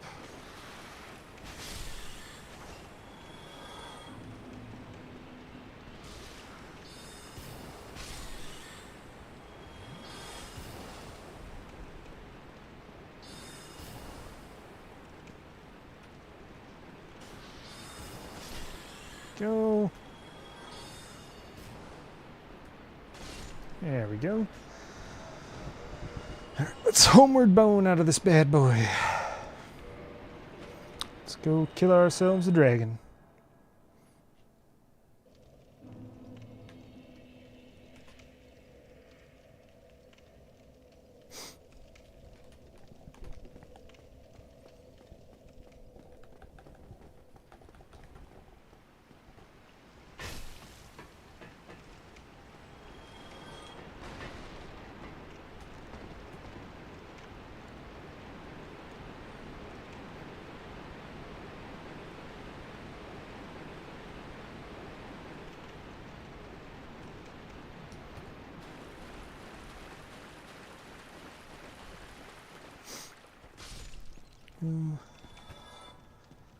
If I don't kill him this time, I am definitely going to summon Soul here to try and help me out.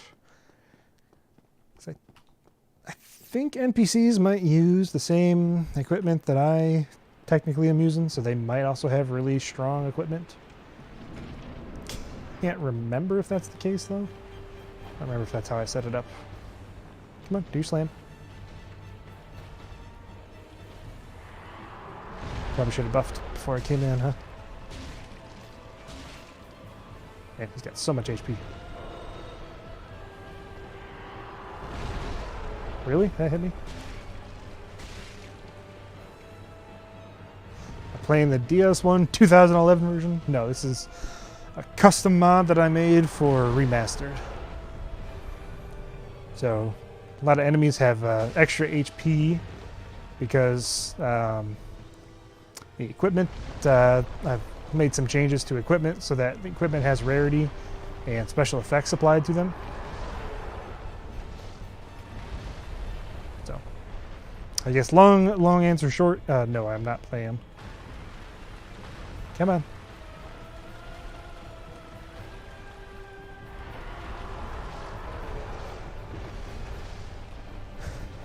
Just do an easy tap. Okay, that did basically my entire HP bar. Seems fair. There we go. Some good damage in. Come on, let me get out of the way.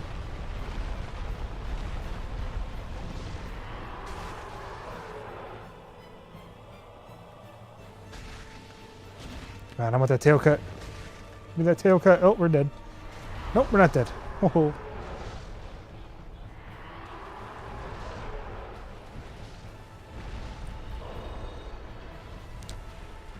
I mean, honestly, I've got no context for how good the original looked or didn't look, because I never played the original.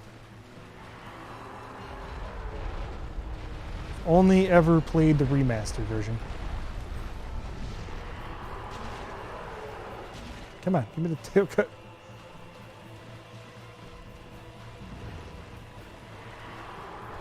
There we go. Ooh, and it's a damage up. Let's hot swap to that bad boy while we can. Do we have enough strength?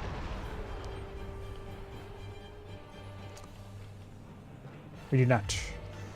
Alright, we need 33 strength to wield this puppy.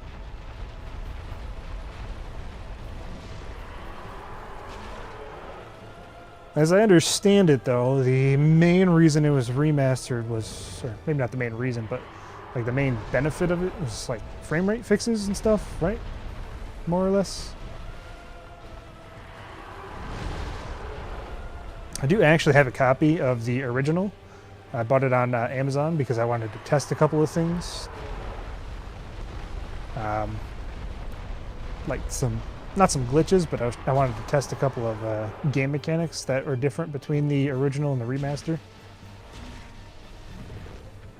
Come on, one more. All right. Very nice, very nice. Blighttown key. Let's get this. hard leather gauntlets with some stamina up. Not too bad, not too bad. 30,001 souls. I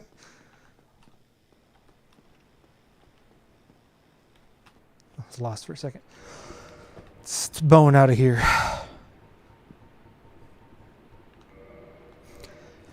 You know, the one thing I will say about the original, again, I haven't really played it, but I tried testing something out on the original.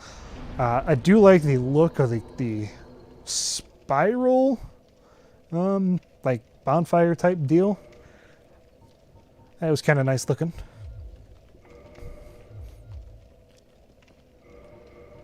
I mean, I don't really, I guess, have a preference between that and this bonfire right here.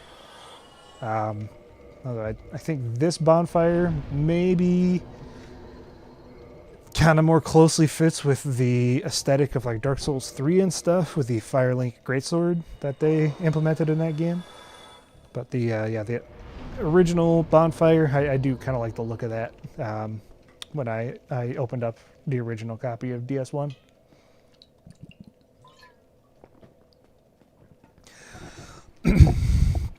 Yeah, ironically, it's kind of the same thing with Demon Souls. I never played the original Demon Souls. I only played the remaster 2 years ago now was the first time I played through it, I think. And I gotta say, it looks incredible, but then I go online and the sentiment is that everybody hates the remaster, or the remake, and everybody loves the aesthetic of the original one. Maybe it's nostalgia, maybe it's true. I'm not the most artistically minded guy, but it's just interesting. I want anything from you? I don't think so. Yeah, it was a good fight against the Gaping Dragon. We got ourselves the Dragon King Great Axe, which is an uncommon. So 570 damage on the tin and the damage up. Can I be in a light load? I don't think I can. Oops.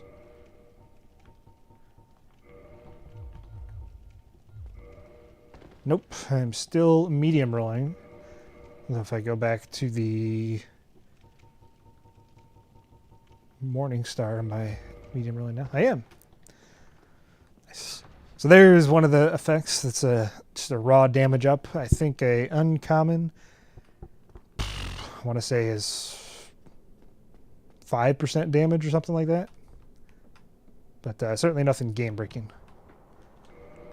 It'd be nice to have once I get to that position. I don't think I want to use it right now. Nope, let's use common stuff.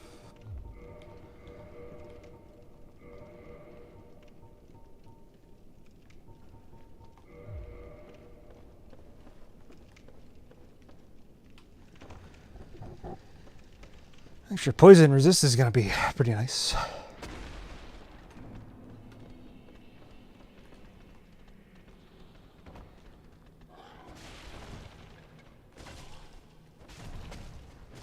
And these guys give it a lot of HP, don't they?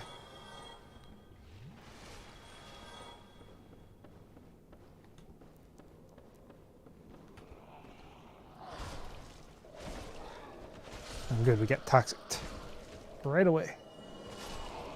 Did I get any clumps? I don't think I did. Nope, just purples. Not any of the bloomins.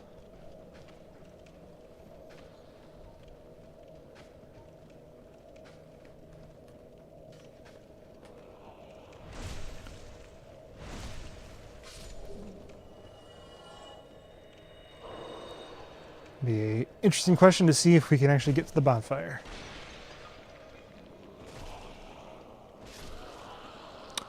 It is very recognizable.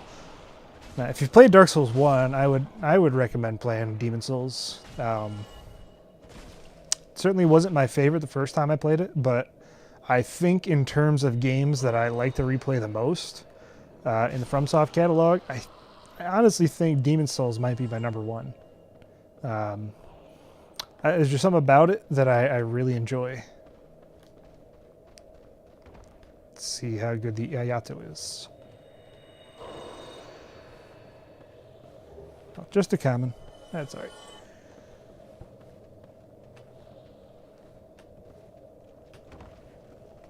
Run, run, run to the bonfire. But I know PS5, you know, they're still not the most common thing. But if you have the opportunity, I would definitely recommend playing it if you liked the other Dark Souls games.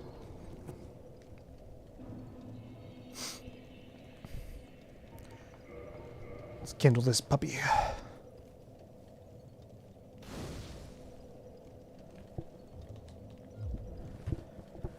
All right.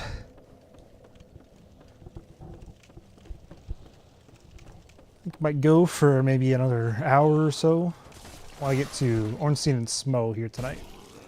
And I might do a little bit more tomorrow. Just messing around. But for those watching and people who have interacted here in chat, I appreciate you stopping by for this stream. Checking out this mod that I'm working on. Demons, or not Demon Souls.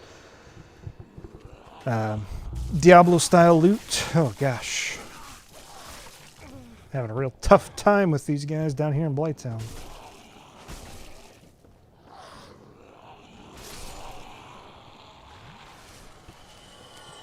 Yeah, the problem is the Rite of Kindling is behind Pinwheel. Pinwheel by himself, even with some of the increased stats that he'll have in this run, I don't think it'll be a big deal. But getting down and around in the catacombs, I think will be not the most pleasant experience, to put it mildly. Though I do have a pretty good strike weapon.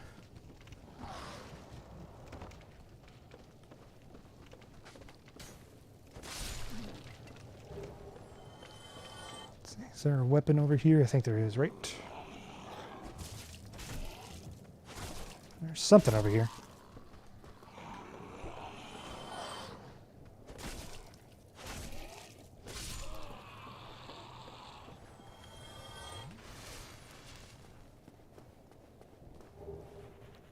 Eagle shield, that's right. And it's just a common. Yeah, I kind of share that same sentiment, Dawn. I don't love... Like, the aesthetic of it is fine. You know, I don't hate on it for that. I can't even remember how to go through here. I think I have to go back up.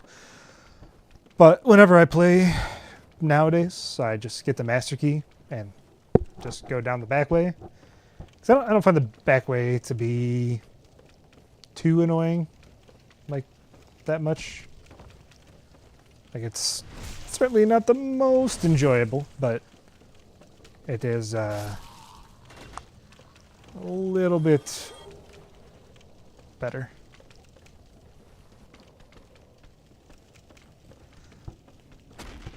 You know, I honestly don't think I've ever gotten the Silver Serpent Ring in Dark Souls 1. So I can never remember how to get it. I know you gotta like drop down or like jump in an area in the Tomb of the Giants or something like that. Common whip.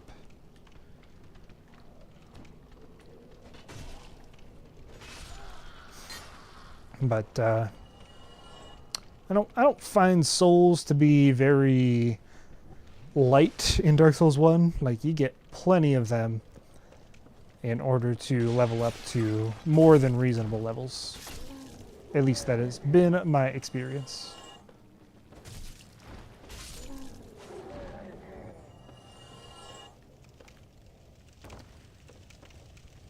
Looks like I will... I guess I shouldn't jinx it. I was about to say, looks like I'll get through Blighttown deathless this time, but I really should not jinx it. Ooh, the rare falchion. It's also got counter damage. That's why I say if anybody's got any ideas for other special effects that seem to fit on weapons, I'm all ears, because I think I only have 13 maybe effects right now that can be applied to different weapons.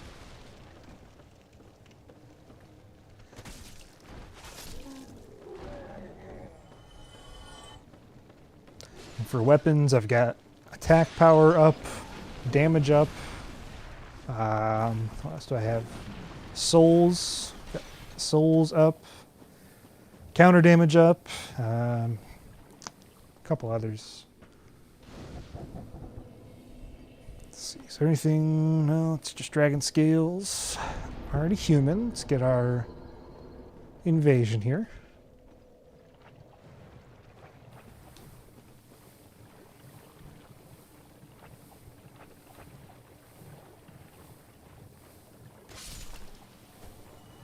Yeah, Mildred. Nice to see ya. Oh, we can also get the Great Club, can't we? Well, that's good damage.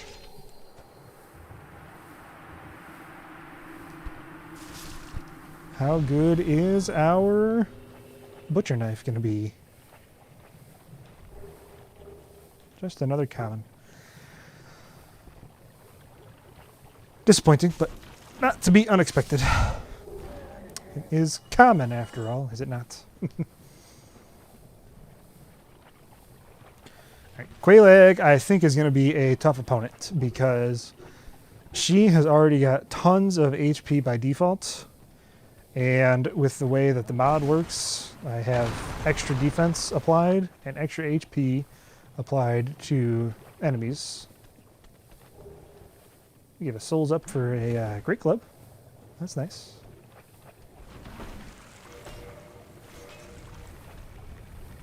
Heck, let's throw that on. Yeah, that's a... We're going to have to swap around some stuff. Okay, we can just take off, like, armor. I'll run medium load, that's good.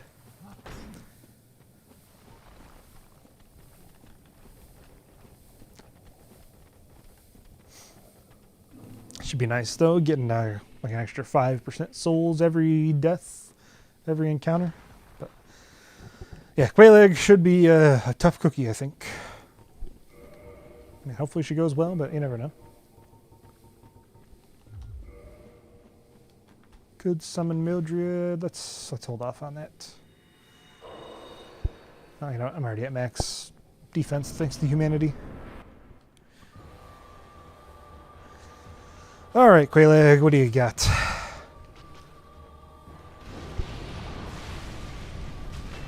Yeah, this is 20-something hits.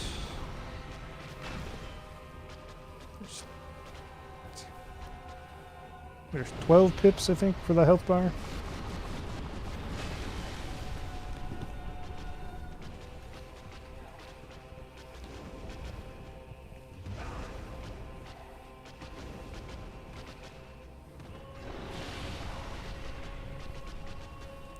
Are we dead? We are not dead.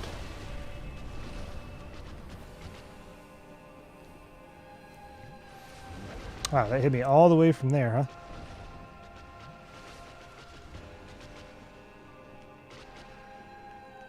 Gotta say, I'm not the best at the Quelaag fight. Just straight up.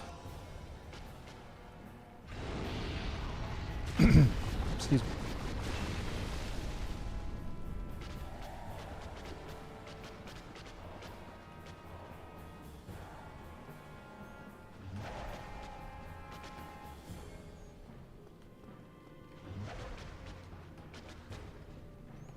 She would stop spewing fire everywhere.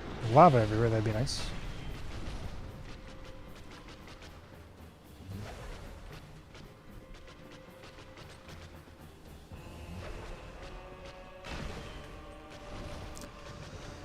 Come on.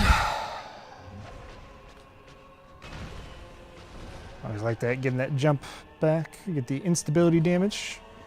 Extra 40% damage.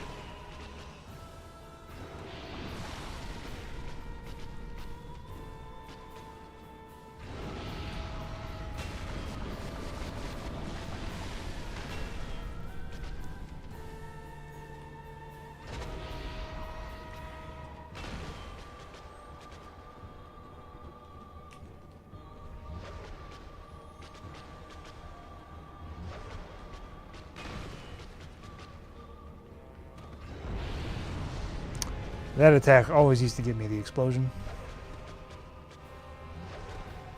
Also, we're not in a very good spot here. There we go. Let's get away.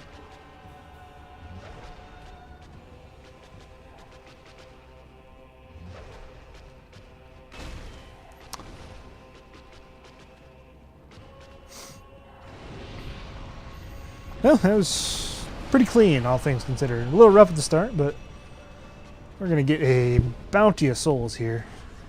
We got the Chaos Blade. Common. Sad. Should be like 60k souls? No, 25. I thought she usually gave 40,000, but I guess it must be 20,000. Alright. Alright, alright.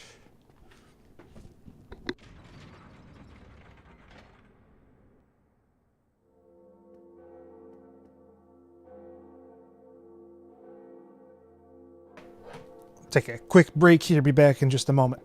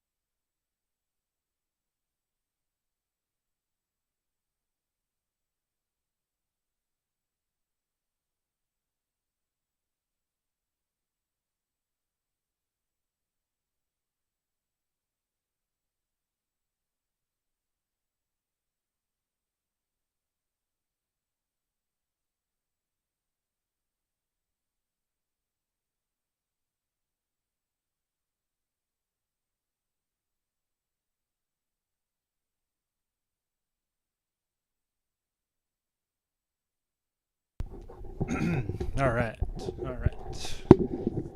We are back. Let's see here.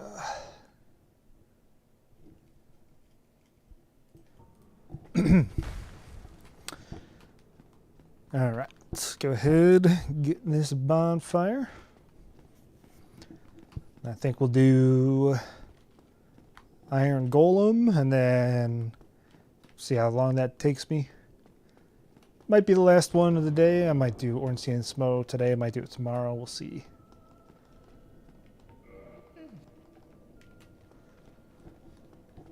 Also, gotta check one more thing. Sorry, give me just a moment.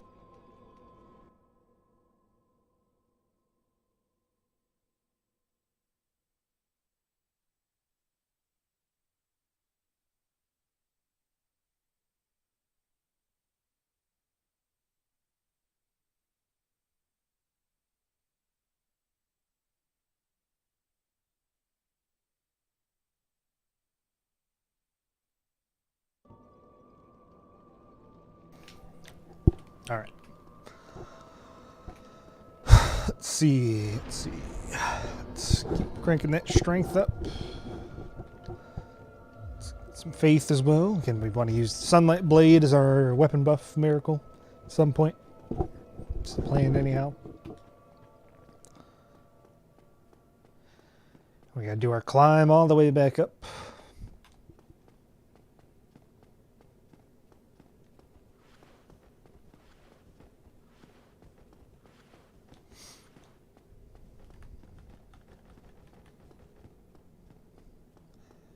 A whole lot of nothing.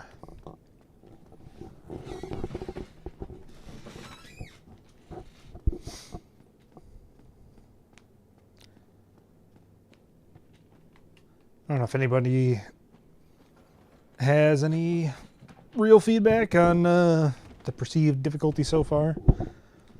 I think it seems to be somewhat balanced, maybe a touch reliant on finding a good weapon early in the run. But I think that's also kind of what I'm going for, you know. The idea will be that people should need to go around and find all the items laying around and maybe get a lucky drop, say like an uncommon or a rare before they head down to Blighttown. Because otherwise that fight would be pretty tough. I mean, I did it with an uncommon great club, which wasn't the strongest, but definitely took quite a bit. Because again, this is kind of equivalent to like a +4 to +6, somewhere in that range.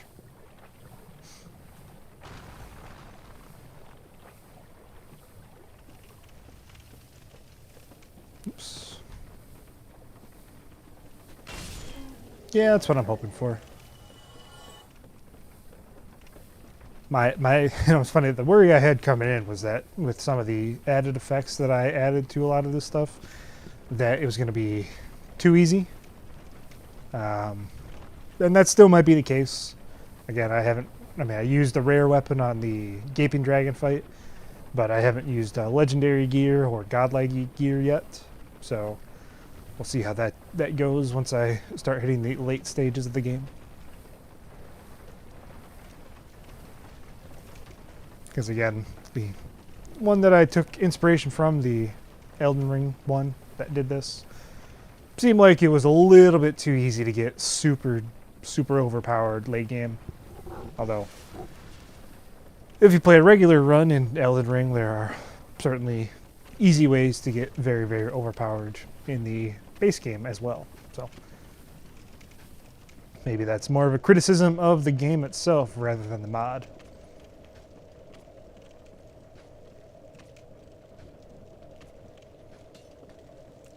And it's not like Dark Souls is overly difficult if you know what you're doing anyhow.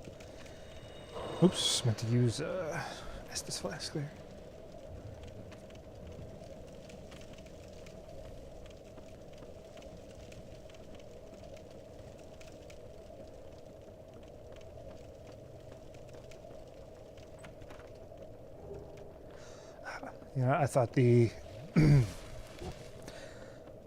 I thought the sealer's gear was in that chest. I think I gotta go back down and get the I mean, this level here? No. A little bit lower, isn't it?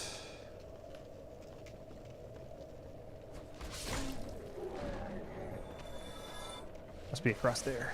Yeah, that seems right.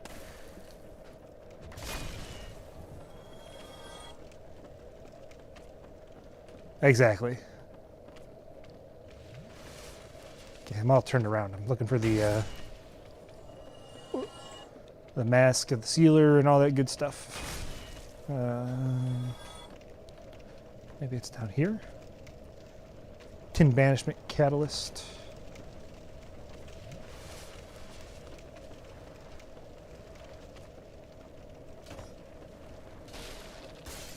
Ah, there's the chest. Some uncommon stuff. Some lightning defense and fire defense. Lightning defense will be pretty helpful for Ornstein and Smough.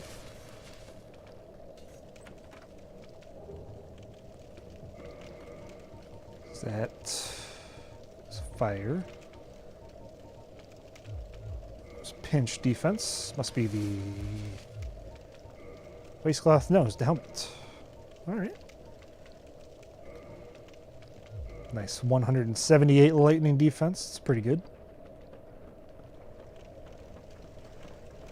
Can also probably throw on some better... Whoa, whoa, I'm dead.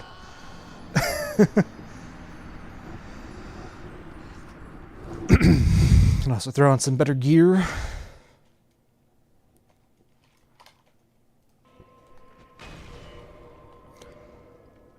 go with the Wanderer coat. We get some stamina. Some stamina regen. We are at heavy load now. There we go.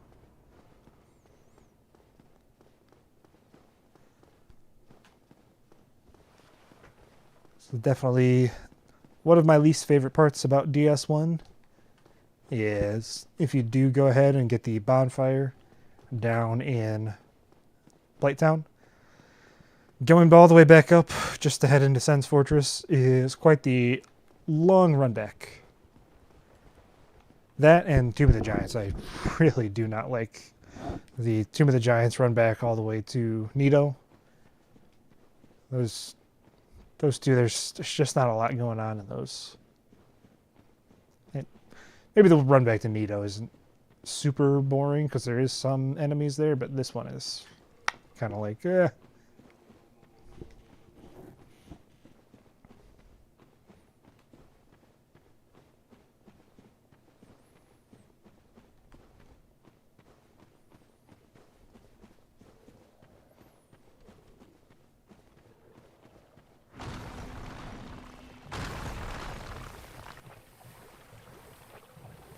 Hello, Sam the Pigman.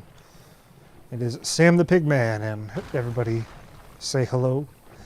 Sam, not to call you out or anything, but he or she was the person that kind of really inspired me to make that Dark Souls 1 video. That comment still sticks in my brain. So, big appreciation to Sam for inspiring the biggest video that I have up on my channel, and really kind of kicking off my this little YouTube thing. So good to see you here. Good to see you here. So I want to say your original comment was something like you'd like to see what a Dark Souls 3 run maybe was, like with optimal routing and stuff, and I took that to the level that I wanted to take it to.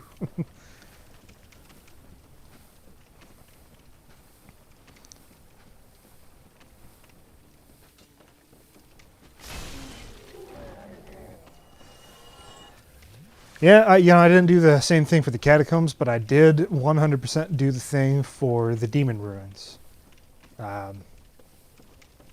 I had no idea.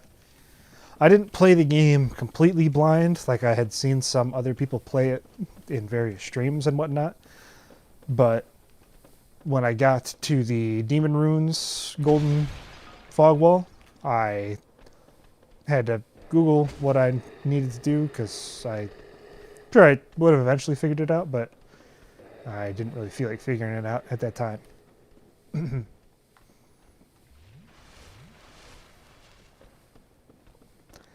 It's very cryptic stuff first time you ever play.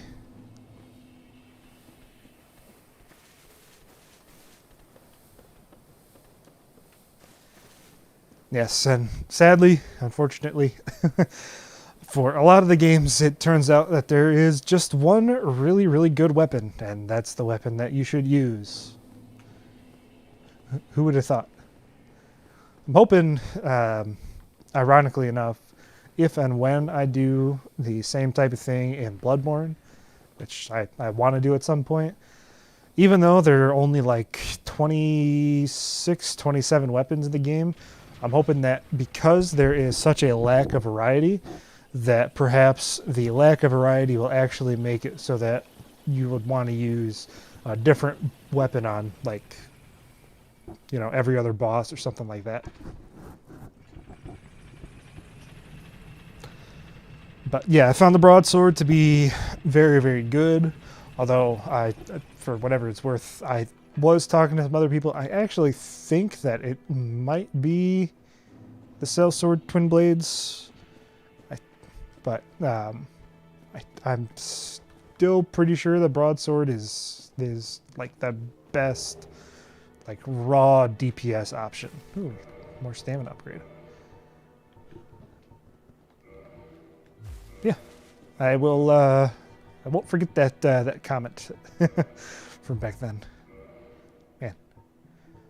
Oh, you know what I did? I must have set the weight of all of... Okay, so that's something I gotta fix, apparently. I have all of the armor pieces set to 4.5 units of weight, which is obviously not intended. So that is something that I will have to fix, and I will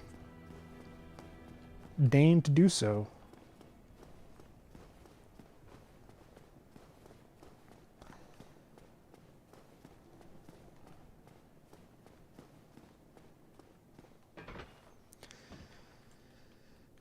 Is that so?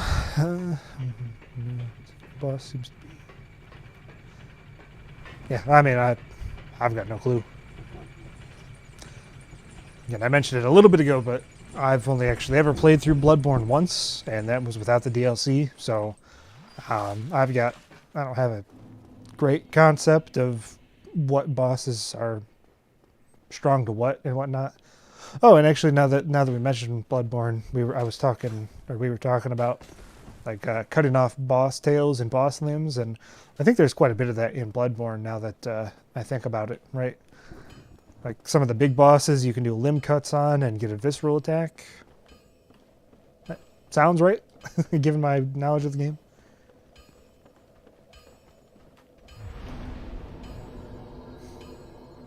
Alright. Sen's Fortress it is. Yes, indeed. I honestly think that one of the reasons I accidentally did that was when I was playing around with changing up some of the armor values. I am pretty sure that there are some values that are not supposed to go into the negatives that I set to negative. So that caused some issues with importing everything correctly into the game. So I'm almost positive that's why that happened. Gotcha. So, yeah, that's what I thought now that Bloodborne was mentioned.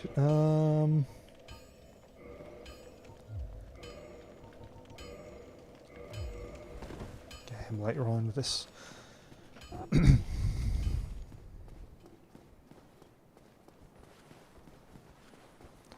Some of the other content creators that I watch, I do watch their Bloodborne videos, so I am tangentially aware of some of the mechanics, but not nearly as much as about that game as I know about like Dark Souls 1, for example.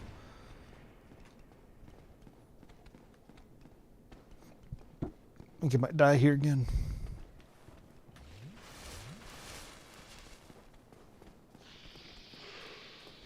Wow, what a jump. Holy cow. What is that range? That was some impressive range right there.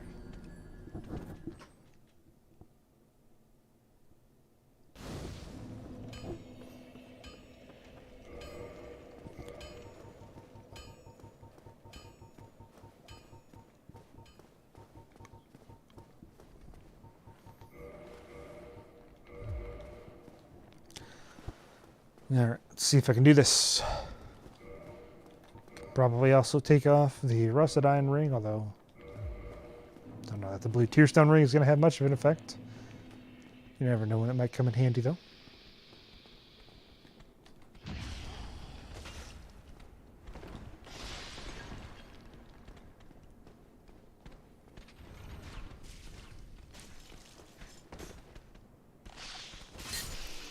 There's one dead.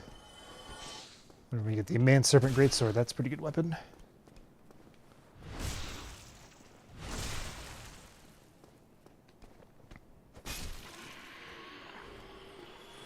Does not appear that we will get it. Definitely needs some more vitality. Could drop down, get the scythe. I think I'll hold off on that for now.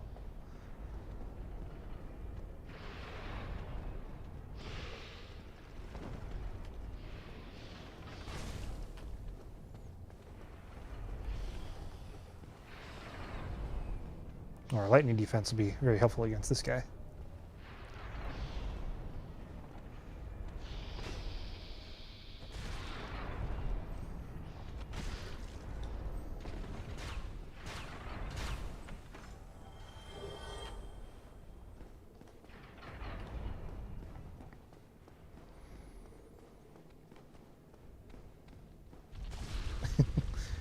Always gets me.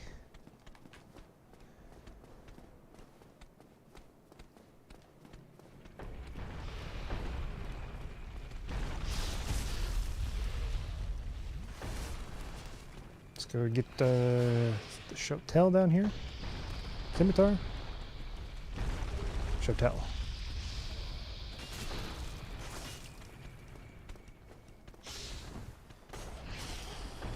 I don't think killing Sigurd will give us the speckled stone plate ring.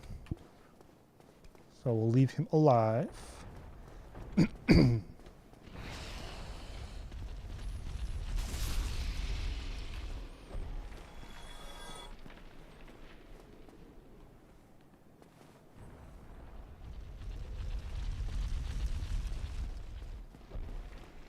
Guy's just kind of jiving over there.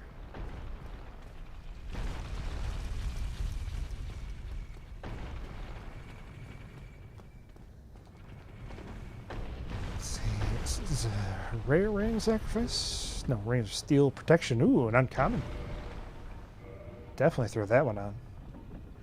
Let's see. Physical defense is 134. 184. Nice. 50 more physical defense. Can't go wrong with that.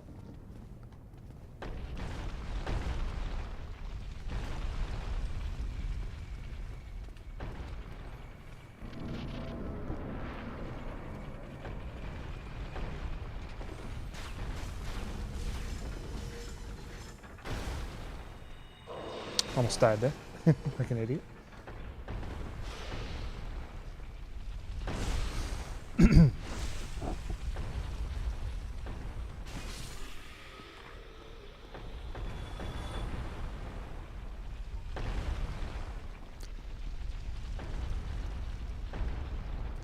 Let's go. Ooh, that was close.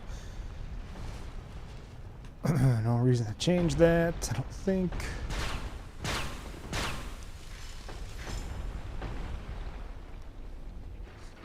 Through this bad boy.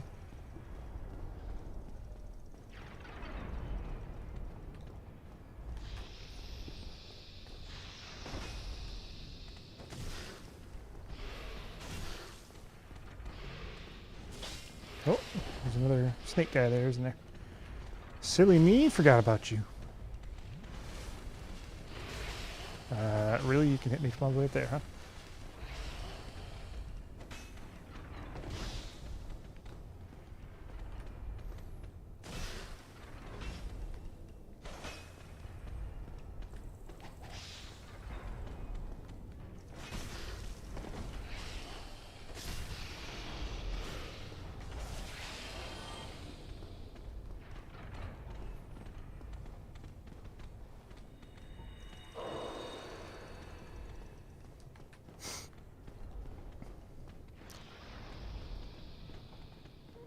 Alright, go, go, go, go, go. Ooh, alright. At least we got a good damage type against the Iron Golem. Strike. Should make for, maybe not an easy fight, but an easier fight.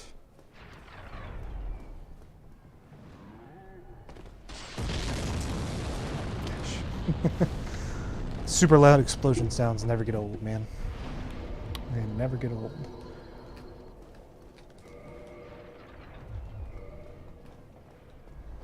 And actually, let's drop down and get the sniper crossbow. I think it'd be funny if it has a high rarity. Let me go this way and jump down. No, at least at the start, joystick. Right now, I just have it. So it's rare and does poison. I just have it so that the weapons can be found as uncommon, rare, very rare, legendary, or godlike. Kind of the idea behind it is that the upgrades for like weapons and stuff should come in the progression path through the game, and you know you should get lucky and find like a really good weapon, and then try to stick with that through the most part of the run. thought about doing it that other way, and that still might. I don't think it'll be too difficult. Yeah, right. I don't think it was very rare, right? I don't think it'll be too difficult to implement. Like, it was just a lot of like text file changes and stuff like that that I didn't really feel like implementing at this point. So, long story short, no. The rarity is like, long story short, yes, the rarity is the only thing that like upgrades your weapon, so to speak. And again, for this video and stream and whatever, it's a proof of concept. I don't have it where you can find different rarities of the same weapon. So like, I found a longsword earlier that was godlike tier.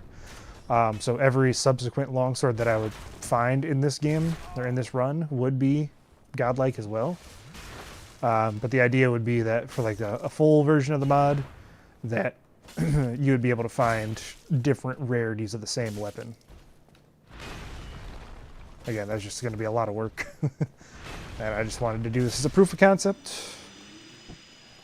which has been fun. Definitely, there's some balance changes I see, but so far I'm pretty happy with the results. Plus, it's always nice to just play Dark Souls 1 again, you know. Let's get ourselves Ricard's Rapier. Hopefully this will be a really strong weapon. That'd be nice.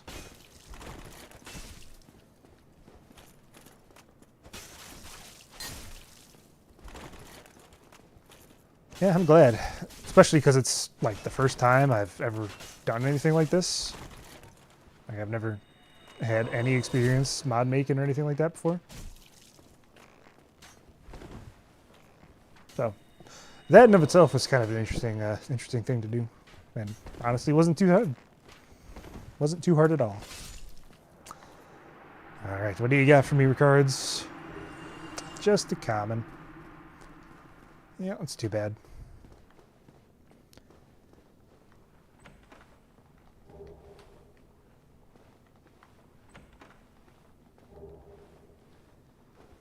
Well, imagine if you're doing a run and you got like a legendary Ricard's Rapier that had something silly on it, like counter damage or something like that. Oh man, you could really shred. That is a very good question, and I honestly don't know. I think the answer is no, because I think when I've looked at the actual game files, the game parameter files, I'm pretty sure enemies just have like attack stats that they use for each type of their attacks. So like hollows might do like 100 attack on like their regular swings, and then like you calculate the damage based on that 100. But I do think that NPCs that have weapons, like that guy we just fought, I think they use the same weapons that the player character can use, but I'm not 100% sure. I did also think about making it so that enemies could also be of a like specific rarity. Like maybe I could have bosses be like uncommon or rare versions of themselves, and then they would be a little bit tougher, but I haven't implemented that yet, and I'm not sure that I want to.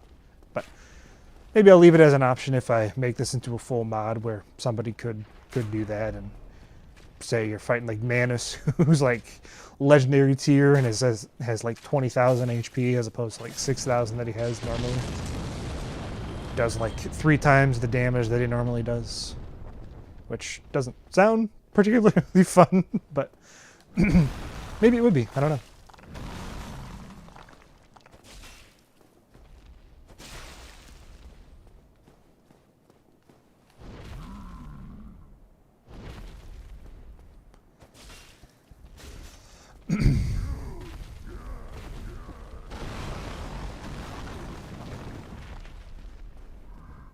Yeah.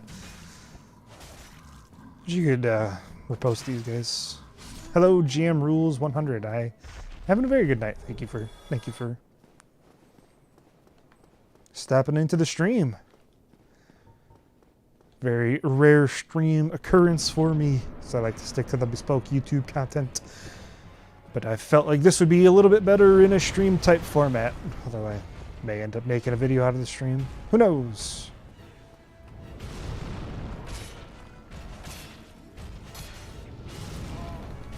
Am I dead? I am not. I don't even know if you can mash to get out of a grab attack from the Iron Golem.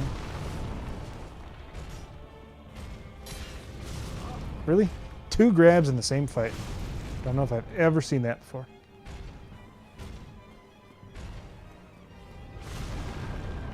Let's pop humanity.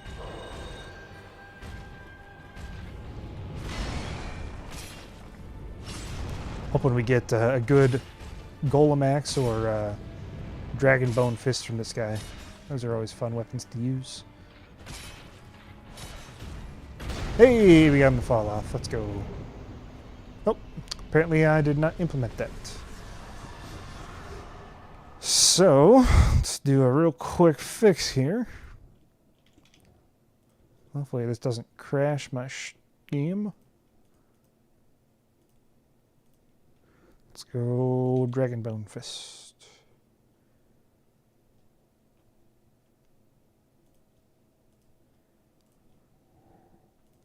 And boom, just like that.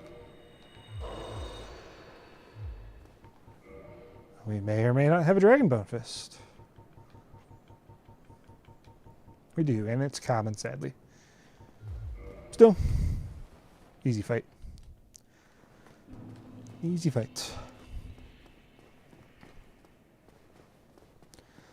All right, 3-hour mark.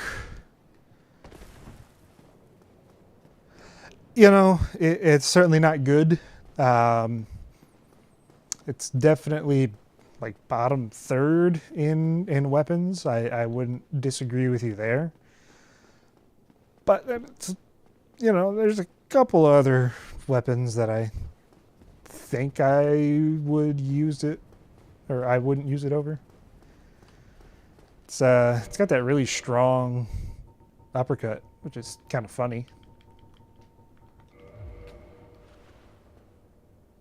But pretty bad, and uses like a ton of stamina. The interesting thing with it, I think it has technically the highest strength scaling in the entire game. I don't think that doesn't mean it'll have the most added damage at like 99 strength or anything like that, but compared to some other weapons in the game, like the actual internal game value, I think the strength scaling is technically the highest in the entire game. I think it's like maybe it's second behind the Dragon or the Demon King Great Axe, but it's pretty high.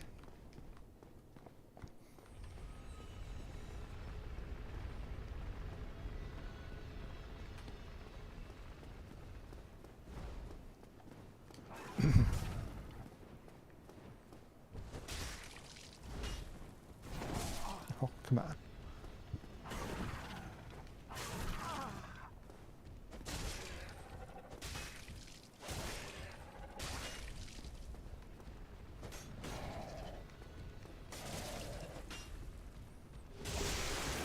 Maybe another Gargoyle tail axe.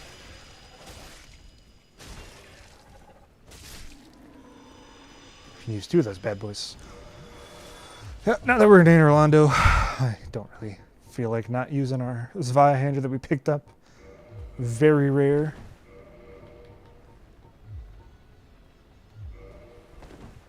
I don't even know if the bleed effect is going to be working properly on it. Should. But bleed and poison, I was having a little bit of difficulty implementing those properly on some weapons. So hopefully they work okay.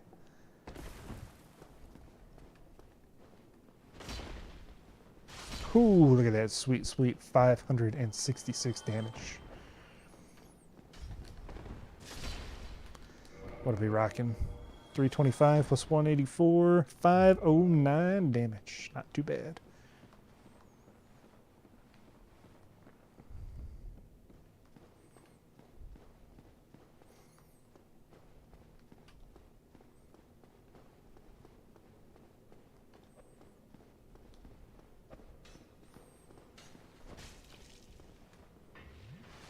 Classic painting guardian move right there, just falling off.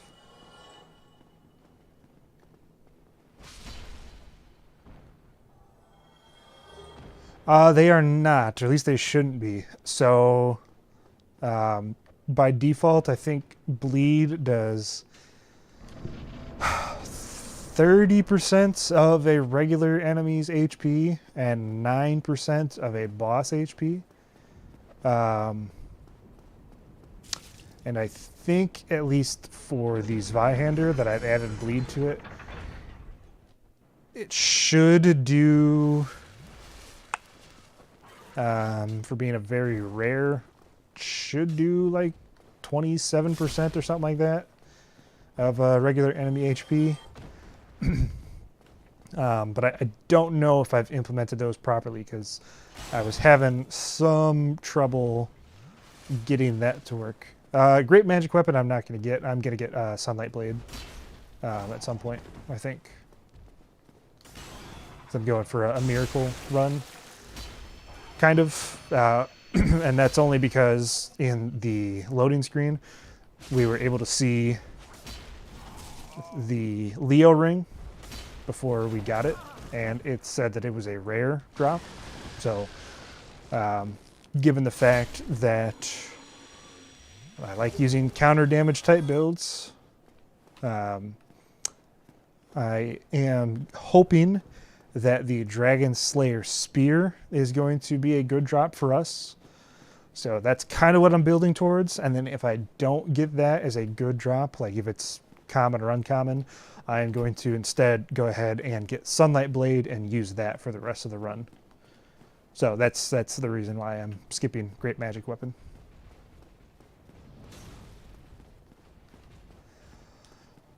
Yeah, you're not wrong.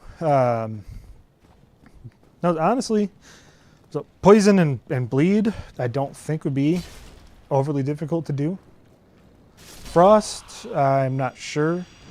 I don't have, so like this, you call it a mod.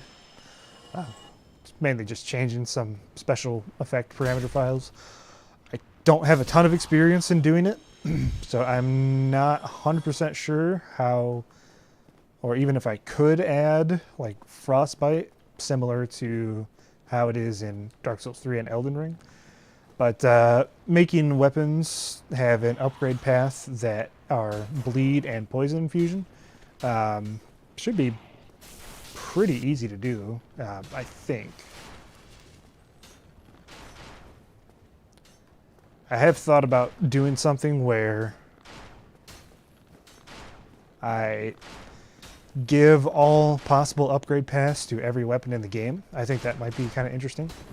Even boss weapons, kind of basically similar to Dark Souls 2, how they did it.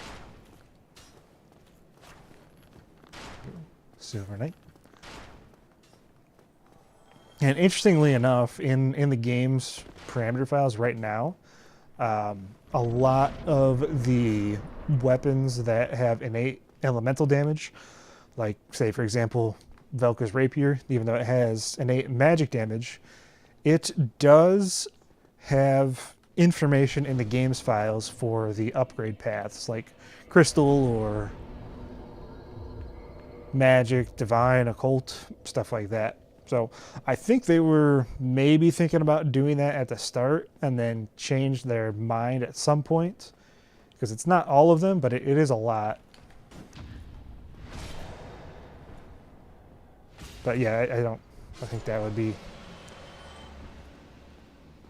easy, maybe isn't the right word, but it would be simple to do. It would just take quite a bit of work, and I don't really know how to make a super overhaul mod like that, but maybe at some point I could give that a try and do it.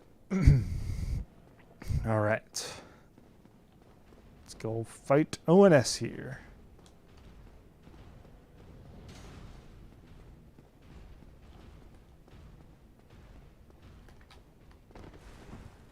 Again, we're going Smough first, Ornstein second.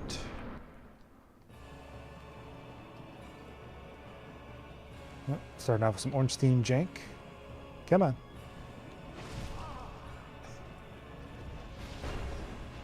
I also hate doing this fight where I kill Ornstein last. He always gets in the way when I'm trying to kill Smough.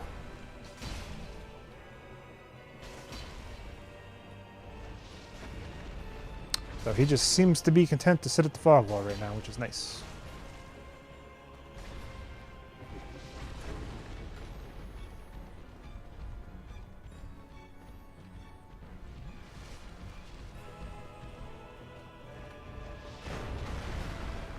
Oh, that hit me, huh?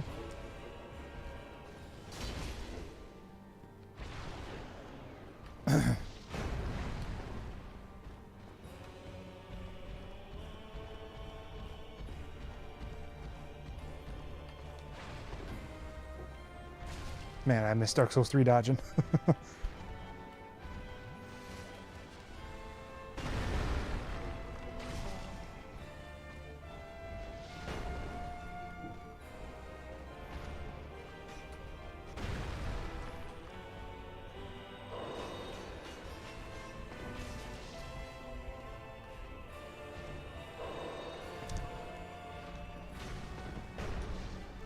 Yeah, should be once it's done. It should be no problem to implement this as a randomizer as well. All right, buddy. I hate Super Ornstein.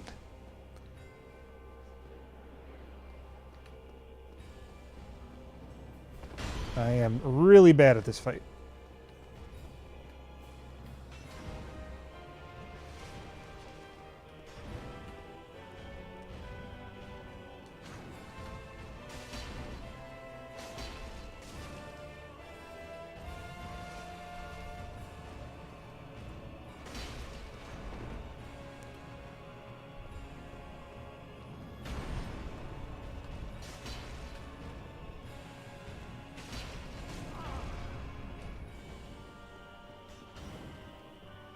Don't die, don't die. Nice, nice, nice. I want to choke now. Yeah, I don't know if I agree with that hitbox there, game.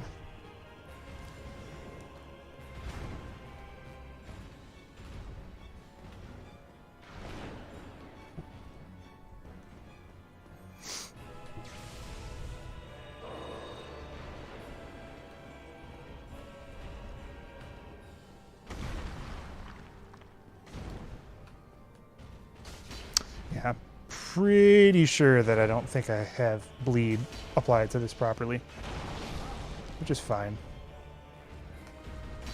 Am I dead?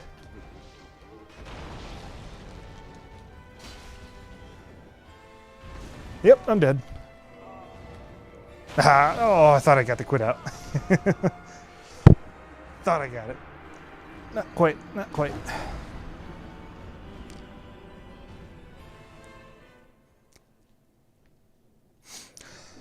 I'm curious, is that how Diablo works? Like, is it randomized loot like that? Like, can you get different drops from different enemies, or like do the same class of enemies drop the same class of items? Like, I don't actually know. Because I've never played Diablo, so just wondered, just curious. All right, you know, this is the last fight that I think I'm gonna do for the night. That means it's time to go to the longsword, baby.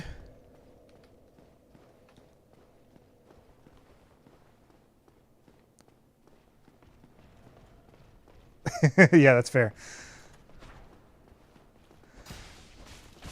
Well, this was inspired entirely, that was terrible, by the Elden Ring mod that kind of did the same thing.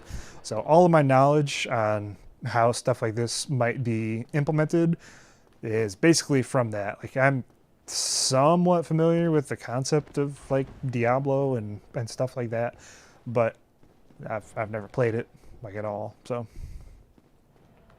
okay, so like I could do it where like mini bosses and bosses, like obviously bosses would drop their boss weapon, but stuff like mini bosses, they could drop specialized loot or something like that. All right. Oops. Oh, what did I do?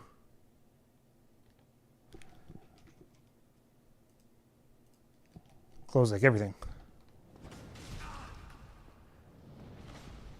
Well, that's not the best way to start a fight.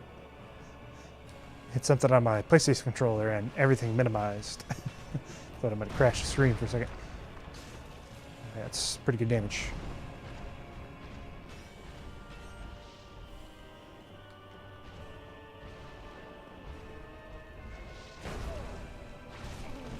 Yeesh. Well, that was just a cavalcade of bad luck there.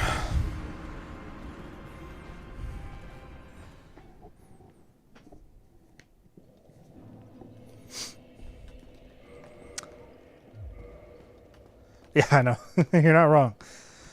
And especially given the fact that it has counter damage up, which is stronger than the regular Leo ring. So like Leo ring adds 40%. I think this one adds 50% more counter damage, something like that. Yeah, it's pretty good. Fortunately, I have to get the pokes, which are the one-handed R2s, or the rolling R1s. Rolling R1's not bad.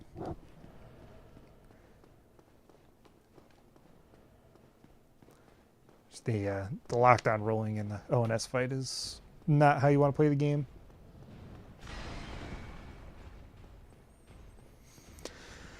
All right, let's see if I can do this on my third try.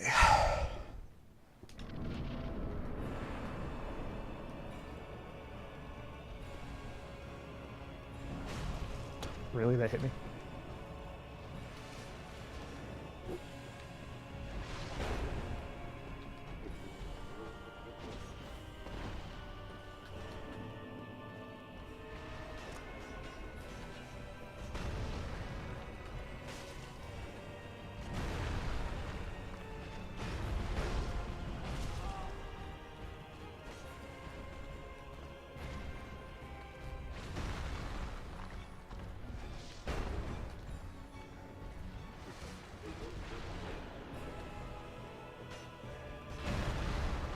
That's what I'm going for, man. Gotta get that Leo ring. I mean, if I find another poking weapon that's like legendary, I could always just offhand the longsword. So I still get the benefits of the counter damage increase. Ooh, that's a good dodge there. I don't think I have anything like that right now, though.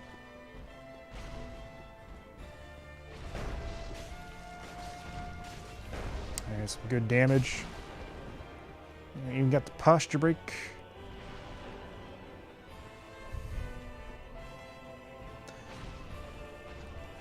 And if I could find a shield that has that effect on it too, oh, that would be amazing.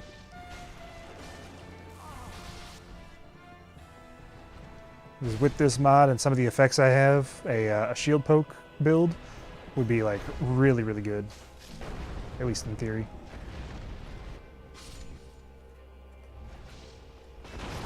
Oh, come on. What was that?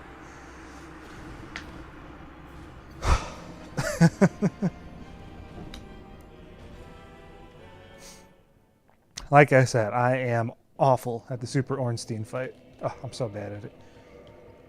But we're putting on the legendary ring, or the legendary shield that gives us HP regen. That should surely...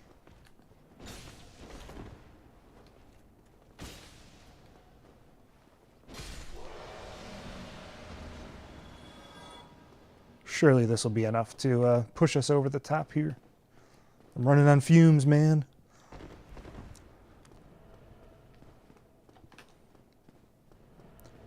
the longest I've talked in forever. Even my recording sessions for my YouTube videos don't usually run this long. I don't know how people stream for multiple hours on end, man. It's impressive. It really is. All right. You know what they say? Fourth time is the try, or fourth time's the charm. Or is this my fifth time? I don't remember.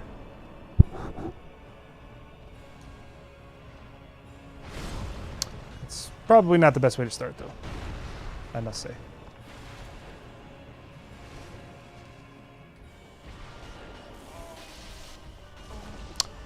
Nope, I guess that time's not the try either.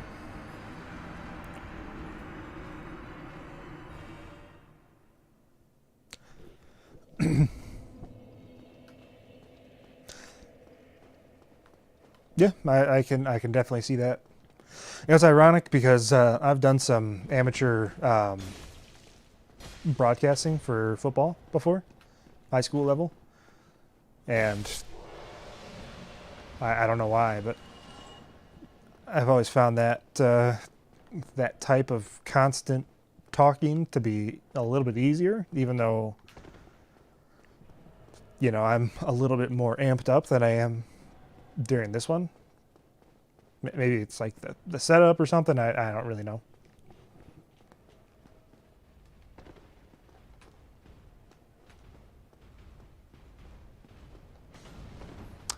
I always like the Royal Sentinels. They share the exact same moveset with the Tower Knight from Demon Souls.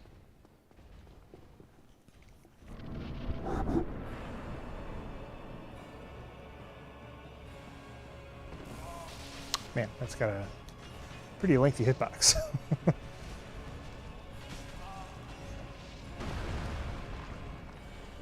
And that did not get a hitbox. It's good HP regen though. Just stay alive long enough and it ticks back up pretty quickly.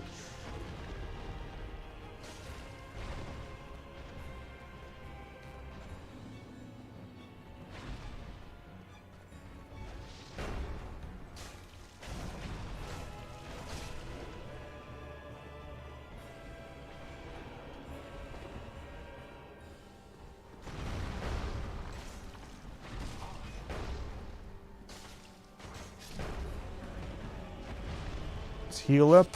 Don't get caught in the oh, almost got caught in the explosion again. It's that that attack right there that I am so bad at dodging. Don't choke now.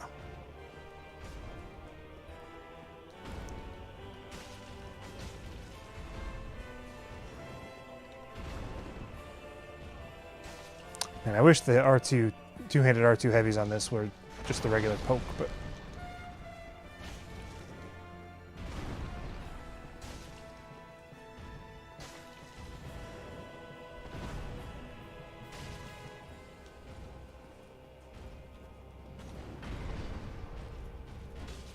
sadly they are not. Yeah, that's what I try to do too, but I sometimes just screw it up.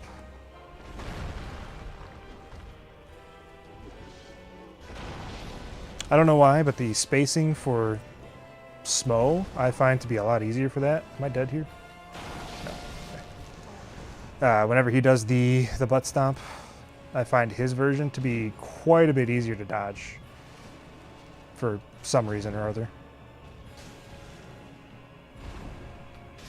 Ooh, there we go. All right. And unfortunately, it is just a common. But we get the rare Leo ring, so now our stupid high counter attacks are going to be even better. So, all right.